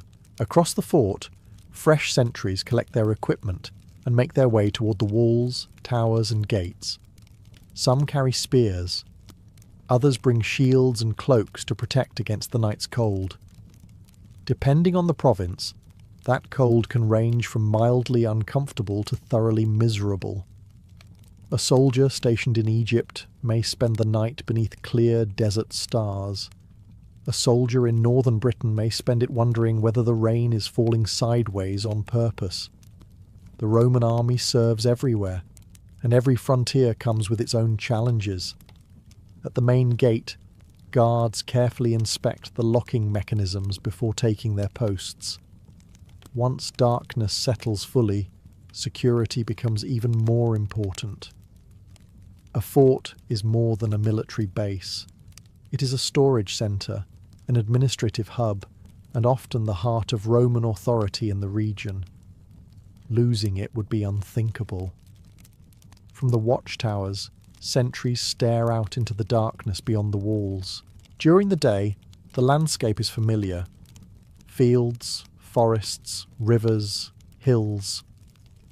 At night, everything changes. Shapes become uncertain. Shadows seem to move. A distant animal can sound surprisingly similar to an approaching intruder. Every rustle in the undergrowth suddenly feels worthy of investigation. Most nights, nothing happens. And that may be the hardest part. Standing guard for hours while absolutely nothing occurs requires a level of patience rarely celebrated in heroic stories. Historians love writing about dramatic battles. They spend far less time discussing the soldier who spent 6 hours staring at a dark tree and confirming that it remained a tree. Yet this routine vigilance is one of the reasons Rome maintains its empire for so long. The The soldiers stay alert because occasionally something does happen. A traveller arrives late. A messenger appears with urgent news. A suspicious figure is spotted near the walls. The guards must be ready for all possibilities. Meanwhile, inside the fort, most soldiers have already retired to their quarters.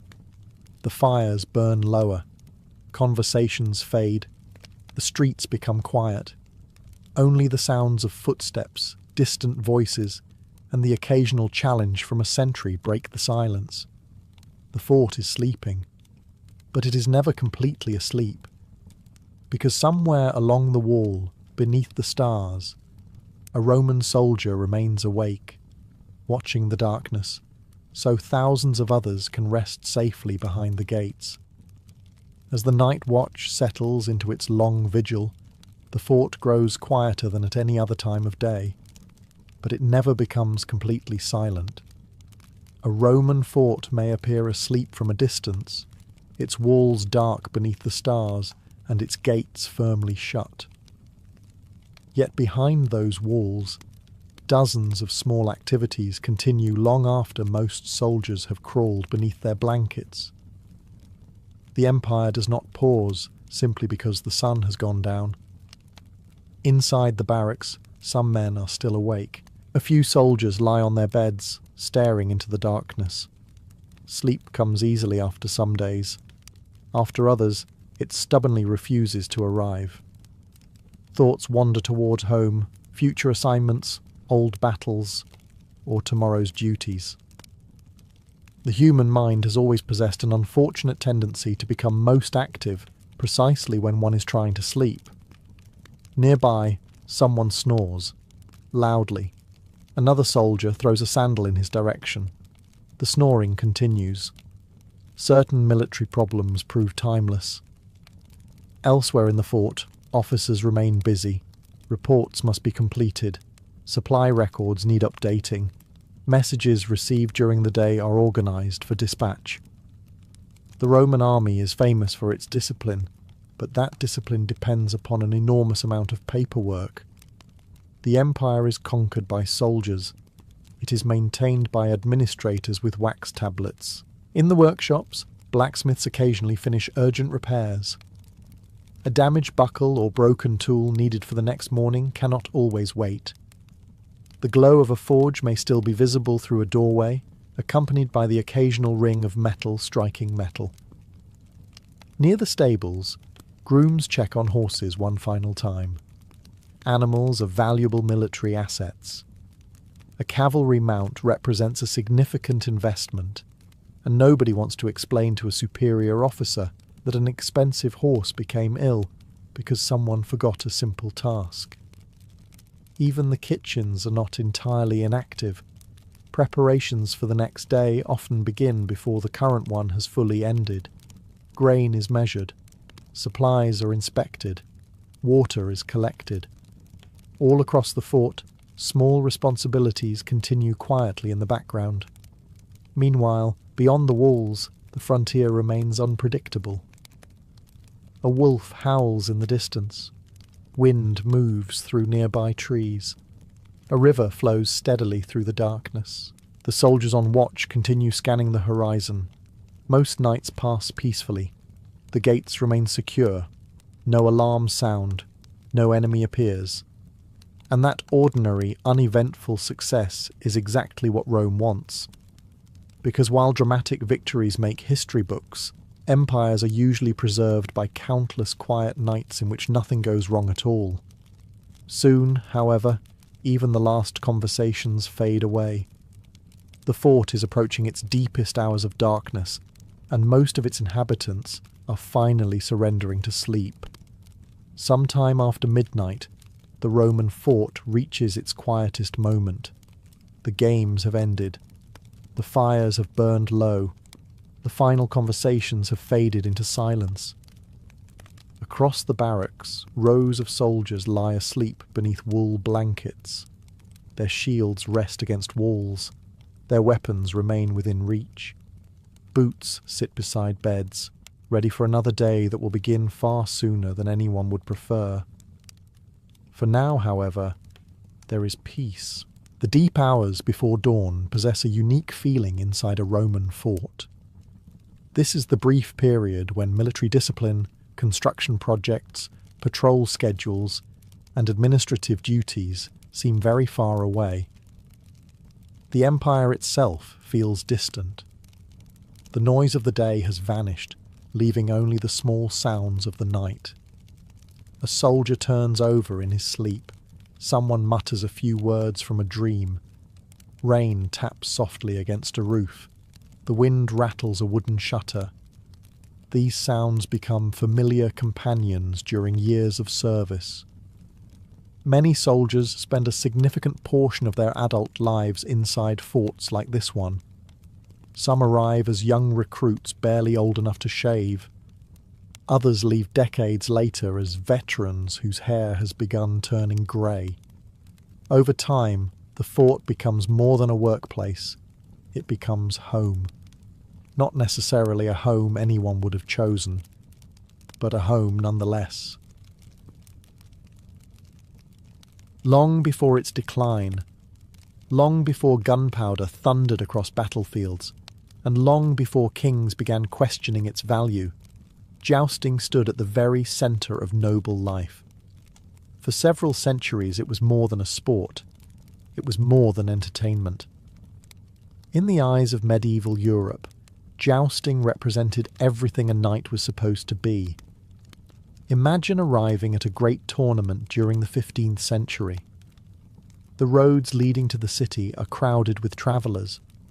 Merchants sell food, ribbons and souvenirs. Noble families arrive with enormous entourages. Heralds announce famous competitors. Colourful banners flutter from towers and pavilions, transforming an ordinary field into something resembling a temporary kingdom. The excitement is impossible to ignore. Thousands gather around the lists, the fenced lane where the contest will take place. Ladies in elaborate dresses fill special viewing stands. Noblemen discuss their favourite competitors. Children dream of becoming knights themselves. Even common people, who will never wear armour or own a warhorse, push forward for a better view. Then the trumpets sound. The crowd falls silent. Two knights emerge from opposite ends of the field. The amount of wealth represented by these men is staggering. Their armour has been polished until it gleams in the sunlight. Their horses are covered in decorative cloth, bearing family colours and heraldic symbols. Months, sometimes years, of preparation have led to this moment. Each rider lowers his lance. The signal is given. The horses surge forward. For a few seconds, the entire crowd watches as hundreds of pounds of armoured man and horse accelerate toward another equally determined opponent. Then comes the impact. Wood explodes. Wood. Splinters fly through the air. The audience erupts with cheers. A successful strike can bring fame across an entire kingdom. A spectacular victory may attract wealthy patrons, advantageous marriages, or invitations to even greater tournaments. In many ways, jousting functions as the medieval equivalent of professional sports, celebrity culture, and military competition all at once. The best knights become famous throughout Europe. Their names spread from castle to castle. Songs celebrate their victories. Stories exaggerate their accomplishments. Occasionally, reality becomes almost impossible to distinguish from legend. Yet behind the pageantry lies something more important. People often imagine tournaments as elaborate games, but medieval society sees them differently. To kings, nobles, and knights, jousting serves a serious purpose. It rewards courage, skill, discipline, and mastery of mounted combat. In an age when armoured cavalry dominates warfare, the knight appears unstoppable, and as the crowds cheer another shattered lance, few can imagine that this golden age is already approaching its final centuries. The battlefield itself is beginning to change, and the knight does not yet realise it. The cheering crowd sees excitement. The knight sees opportunity. As the dust settles from another successful joust, it becomes clear that tournaments are about far more than broken lances and roaring spectators. Behind the spectacle lies an entire system that shapes noble society across medieval Europe. For a young knight, a tournament can change everything. Unlike the heroes of romantic stories, most knights are not wealthy lords ruling vast estates. Many come from minor noble families with limited land and limited prospects. They possess training, ambition, and expensive equipment, but turning those advantages into status requires visibility. Tournaments provide exactly that. A skilled competitor can earn prize money, valuable equipment, and widespread recognition. Victorious knights sometimes win horses, armour, weapons, or substantial ransoms from defeated opponents. In particularly successful years, a talented tournament fighter can accumulate a small fortune. Not bad for a day spent trying to hit someone with a stick. Of course, the stick is attached to a charging warhorse, and the person being hit is wearing enough steel to outfit a small blacksmith shop. Details matter. Beyond financial rewards, tournaments serve as networking events for the medieval elite. Noble families gather from across entire regions. Alliances are discussed. Marriages are arranged. Political relationships are strengthened. A tournament field often functions as a giant outdoor conference where diplomacy happens alongside controlled violence. Kings understand this perfectly. Many rulers actively sponsor tournaments because they reinforce the values that medieval society admires. Courage, loyalty, discipline, and martial skill are placed on public display. A successful tournament reminds everyone who belongs to the warrior class and why that class occupies such a privileged position. The military benefits are equally important. A knight's primary role is warfare. Maintaining combat skills requires constant practice, and tournaments provide a relatively safe environment to sharpen those abilities. Riders learn horse control, timing, balance, and lance technique. They gain experience operating under pressure, while thousands of spectators watch every mistake. In theory, today's tournament champion may become tomorrow's battlefield hero. For centuries, this assumption seems completely reasonable. After all, the mounted knight dominates European warfare. Heavy cavalry charges have shattered enemy formations for generations. The combination of armour, training, and powerful horses appears nearly unbeatable. Yet subtle changes are already beginning to appear. On battlefields across Europe, commanders are experimenting with new tactics. Infantry formations are becoming more disciplined.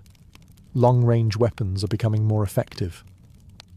The knight remains impressive, but for the first time in centuries, he is no longer the only military force that matters.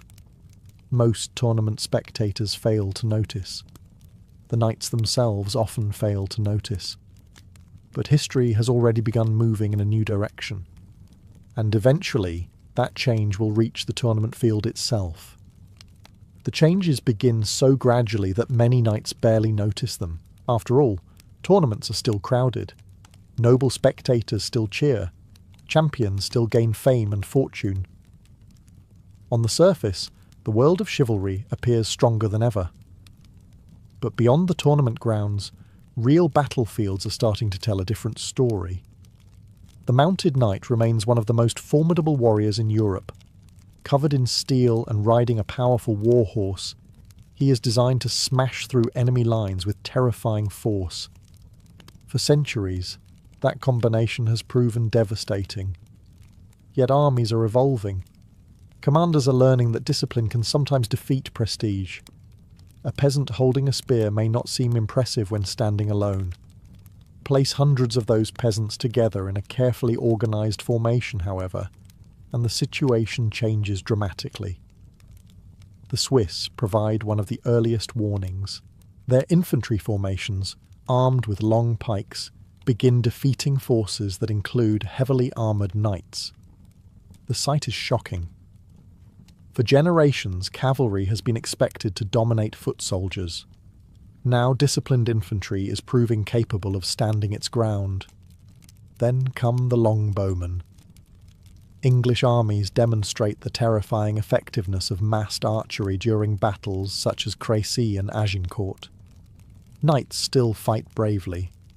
Their armour remains impressive. Their courage is beyond question. Yet courage cannot stop every arrow. At Agincourt, mud, terrain, and relentless archery combined to create disaster for much of the French nobility. The battle becomes one of the most famous examples of how traditional assumptions about warfare are beginning to break down. The crossbow presents another challenge. Unlike the longbow, which requires years of practice to master, a crossbow can be used effectively with far less training. This makes military service accessible to larger numbers of soldiers. For many nobles, the trend is deeply unsettling. The medieval knight has spent a lifetime mastering horseback combat. He belongs to an elite warrior class that prides itself on skill, lineage, and training. Now, increasingly effective weapons allow ordinary soldiers to threaten opponents who once seemed nearly invincible. The implications are enormous. If infantry can stop cavalry, what happens to the social system built around mounted warriors? The answer does not arrive immediately. Knights continue to dominate tournaments. Noble culture remains centred on chivalry. Jousting still serves as a symbol of prestige throughout Europe. But a gap is beginning to form. The tournament field still celebrates the ideals of an earlier age. The battlefield is becoming something else entirely, and while knights continue perfecting their lance techniques before cheering crowds, an even greater challenge is approaching, one that will eventually make both the longbow and the crossbow seem almost gentle by comparison. The age of gunpowder is about to arrive. At first, gunpowder does not look particularly impressive. The early cannons of medieval Europe are noisy, unreliable, expensive, and often dangerous to the people operating them. They are slow to reload, difficult to transport, and nowhere near accurate enough to dominate a battlefield. Most knights probably view them with a mixture of curiosity and skepticism. And honestly, who could blame them?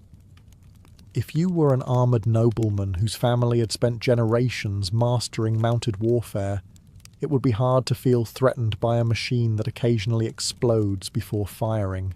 Yet history has a habit of hiding major revolutions inside minor inconveniences. During the 14th and 15th centuries, gunpowder weapons begin appearing with increasing frequency across Europe. Cannons are first used primarily during sieges. Their early performance is inconsistent, but engineers continue improving them year after year. Slowly, almost invisibly, the technology gets better. Stone castle walls that once seemed invincible begin showing vulnerabilities. Fortifications that had protected noble families for centuries suddenly face a new threat.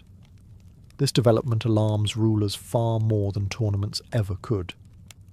A powerful castle is one of the foundations of medieval aristocratic power. If cannons can destroy walls, entire military strategies must be reconsidered. And that is exactly what begins to happen. Meanwhile, handheld firearms also start appearing on battlefields. The first examples are crude. Some resemble small metal tubes attached to wooden poles. Their range is limited, their accuracy is questionable, their rate of fire is laughably slow. Yet they possess one enormous advantage.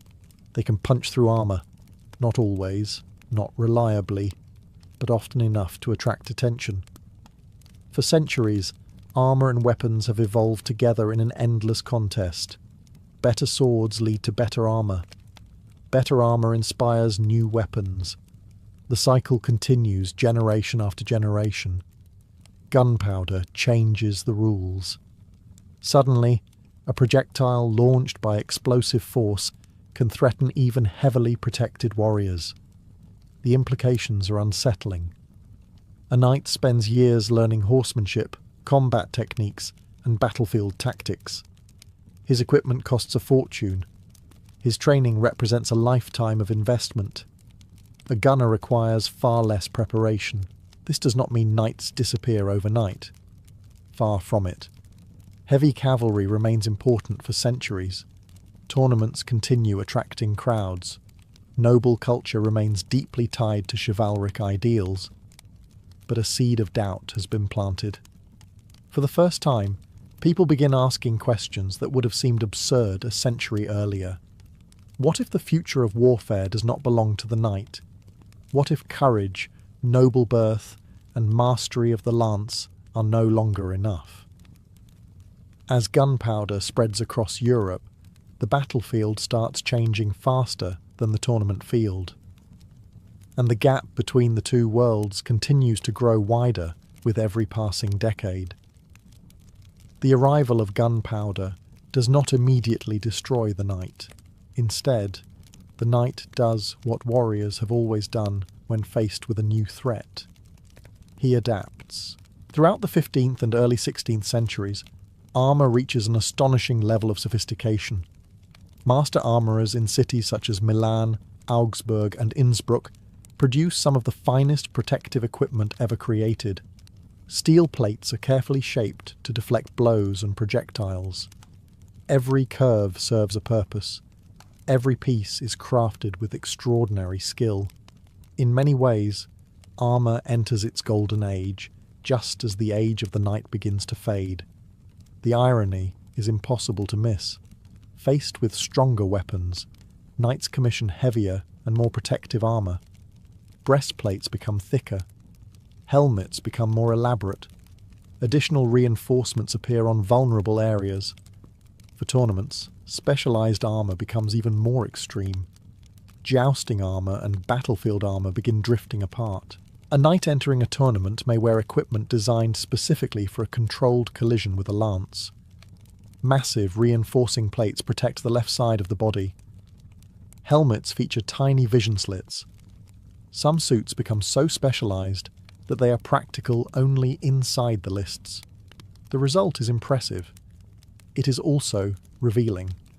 The tournament is increasingly becoming its own world. Meanwhile, beyond the tournament grounds, warfare continues evolving at a rapid pace. Armies are growing larger. Commanders are coordinating infantry, cavalry, artillery, and missile troops together. Campaigns require logistics, engineering, and disciplined formations. Success depends less on individual heroics and more on cooperation between different military units. The battlefield is becoming a machine, and machines reward efficiency. A heavily armoured knight charging with a lance remains a formidable sight, but battles are no longer decided solely by cavalry attacks. Artillery softens enemy positions. Infantry formations hold strategic ground. Firearms become more common with each passing generation. The speed of change is remarkable. A knight from the 13th century would still recognise the tournaments of the 15th century. He might struggle to understand the battlefields of the 16th. This growing divide becomes increasingly obvious to rulers and military commanders. They continue sponsoring tournaments because they are popular, prestigious, and politically useful. But fewer people believe that tournament success automatically translates into military success. The knight is still admired, still celebrated, still respected. Yet the tournament field is beginning to resemble a stage preserving the traditions of an earlier era. And like many traditions facing an uncertain future, jousting responds by becoming even grander, more colourful, and more spectacular than ever before. As its military purpose fades, its role as entertainment is only beginning to grow. As warfare moves in one direction, jousting begins moving in another. The separation happens gradually. A knight attending a tournament in the early 16th century would still recognise much of the sport practised by his ancestors. Horses still thunder down the lists. Lances still shatter, crowds still cheer. Yet something fundamental has changed. The tournament is no longer preparing warriors for war. It is becoming a performance. This transformation is visible everywhere. Tournament grounds grow larger and more elaborate. Temporary wooden arenas become architectural masterpieces decorated with banners, painted shields, statues, and luxurious pavilions. Noble guests arrive dressed in silk and velvet. Musicians perform throughout the festivities.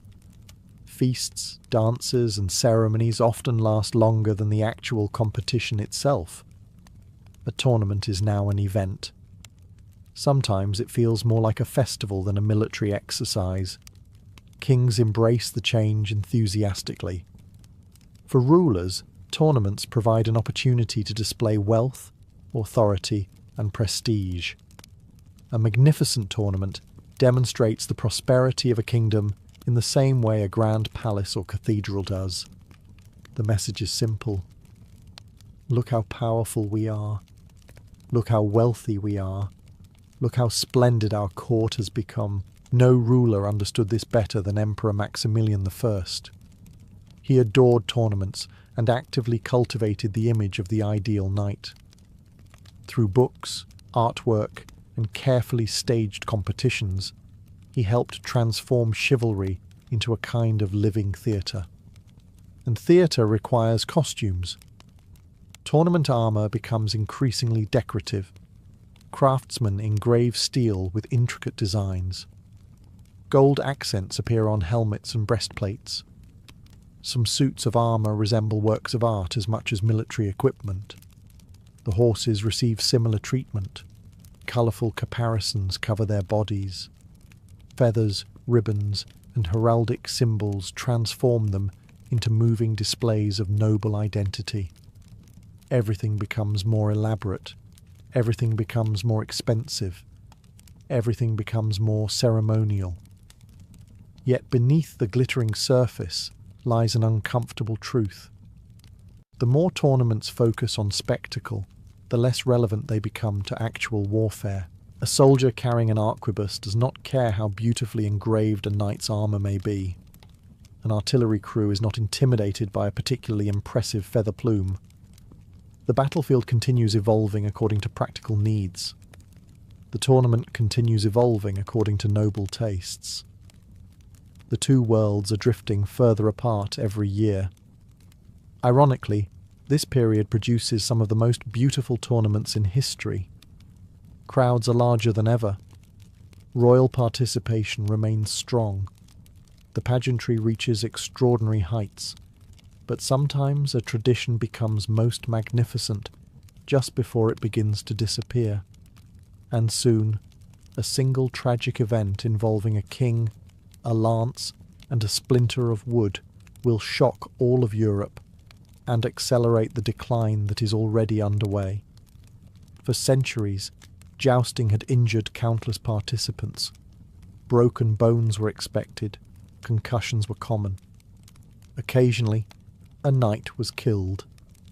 These dangers were accepted as part of the sport. After all, medieval and Renaissance nobles viewed risk as proof of courage. A tournament without danger would have seemed almost pointless. Yet in the summer of 1559, a single accident changed everything. The victim was not an ordinary knight. He was the King of France himself. Henry II loved tournaments.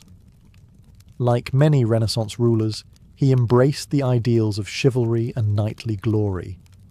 Despite the growing importance of firearms and professional armies, Henry remained deeply attached to the traditions of mounted combat. He participated personally in tournaments and took great pride in his skill as a jouster. In June of 1559, celebrations were held in Paris to mark a series of royal marriages and diplomatic agreements. The festivities included lavish feasts, ceremonies, and of course, a grand tournament. Everything seemed perfectly ordinary. The king had already completed several successful passes in the lists. The crowd cheered, Nobles watched from decorated stands. Musicians played. It was exactly the kind of magnificent spectacle that Renaissance Europe had come to expect. Then Henry chose to ride one more time. His opponent was Gabriel de Montgomery, an experienced nobleman and capable jouster. The two men lowered their lances. The signal was given. Their horses charged. At first, nothing appeared unusual. The lances struck. Wood shattered. But as Montgomery's lance broke apart, a fragment flew upward. A long splinter slipped through the king's visor and entered his eye. The crowd immediately realized something was wrong. Henry remained conscious at first, but the injury was catastrophic. Physicians from across Europe were summoned. Even some of the most famous medical minds of the age examined him. Nothing helped. For days the king suffered in agony. Then he died. The shock spread throughout Europe. This was not merely another tournament accident. Kings were supposed to embody stability and authority. If a ruler could be killed during what was essentially a ceremonial sporting event, people began asking uncomfortable questions. Was the risk still worth it? Military commanders already knew that tournaments were becoming less relevant to actual warfare. Now rulers had a vivid reminder that the sport remained just as dangerous as ever. Many courts began reducing their enthusiasm for large-scale jousting events. Some rulers restricted participation. Others shifted their attention towards safer forms of celebration. Jousting did not disappear overnight. But Henry's death became a symbol. A splinter of wood had done what countless enemy armies could not. It had pierced the illusion that the tournament belonged naturally in the modern age. And from that moment forward, the decline of jousting became much harder to ignore. By the late 16th century, the decline of jousting was no longer driven by a single accident or a single king's decision. It was being driven by history itself. The world that had created the knight was disappearing. Across Europe, rulers were building larger and more professional armies. Medieval warfare had often relied on feudal obligations, with nobles bringing their own armed followers to battle. Now kings increasingly preferred standing forces that could be trained, equipped, and controlled directly. This shift changed everything.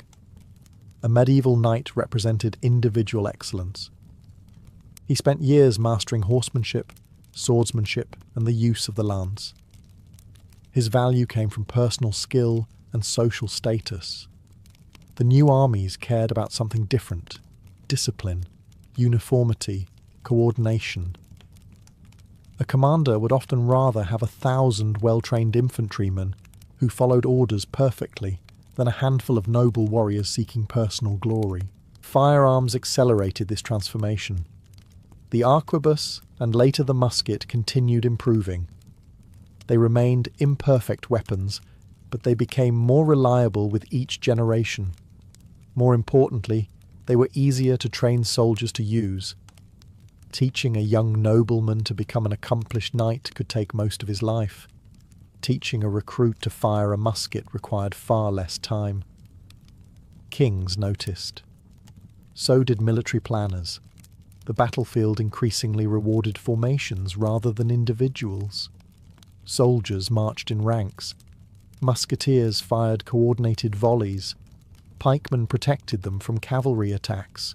Artillery supported both. Victory became a matter of organization. The age of the lone heroic warrior was fading. Not entirely, of course. Cavalry remained important. Noble officers continued serving in armies. Courage was still valued. But warfare was becoming a science as much as an art. Jousting, meanwhile, remained rooted in a very different vision of combat. Its central image was still two armoured riders charging directly toward one another. It celebrated personal bravery, personal reputation, personal skill, all admirable qualities, but increasingly disconnected from the realities of war. To many younger nobles, military advancement now came through service in professional armies rather than success in tournaments.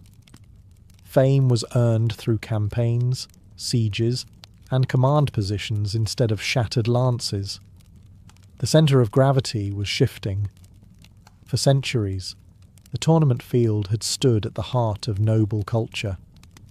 Now it was becoming a relic, a beautiful relic, a beloved relic, but a relic nonetheless.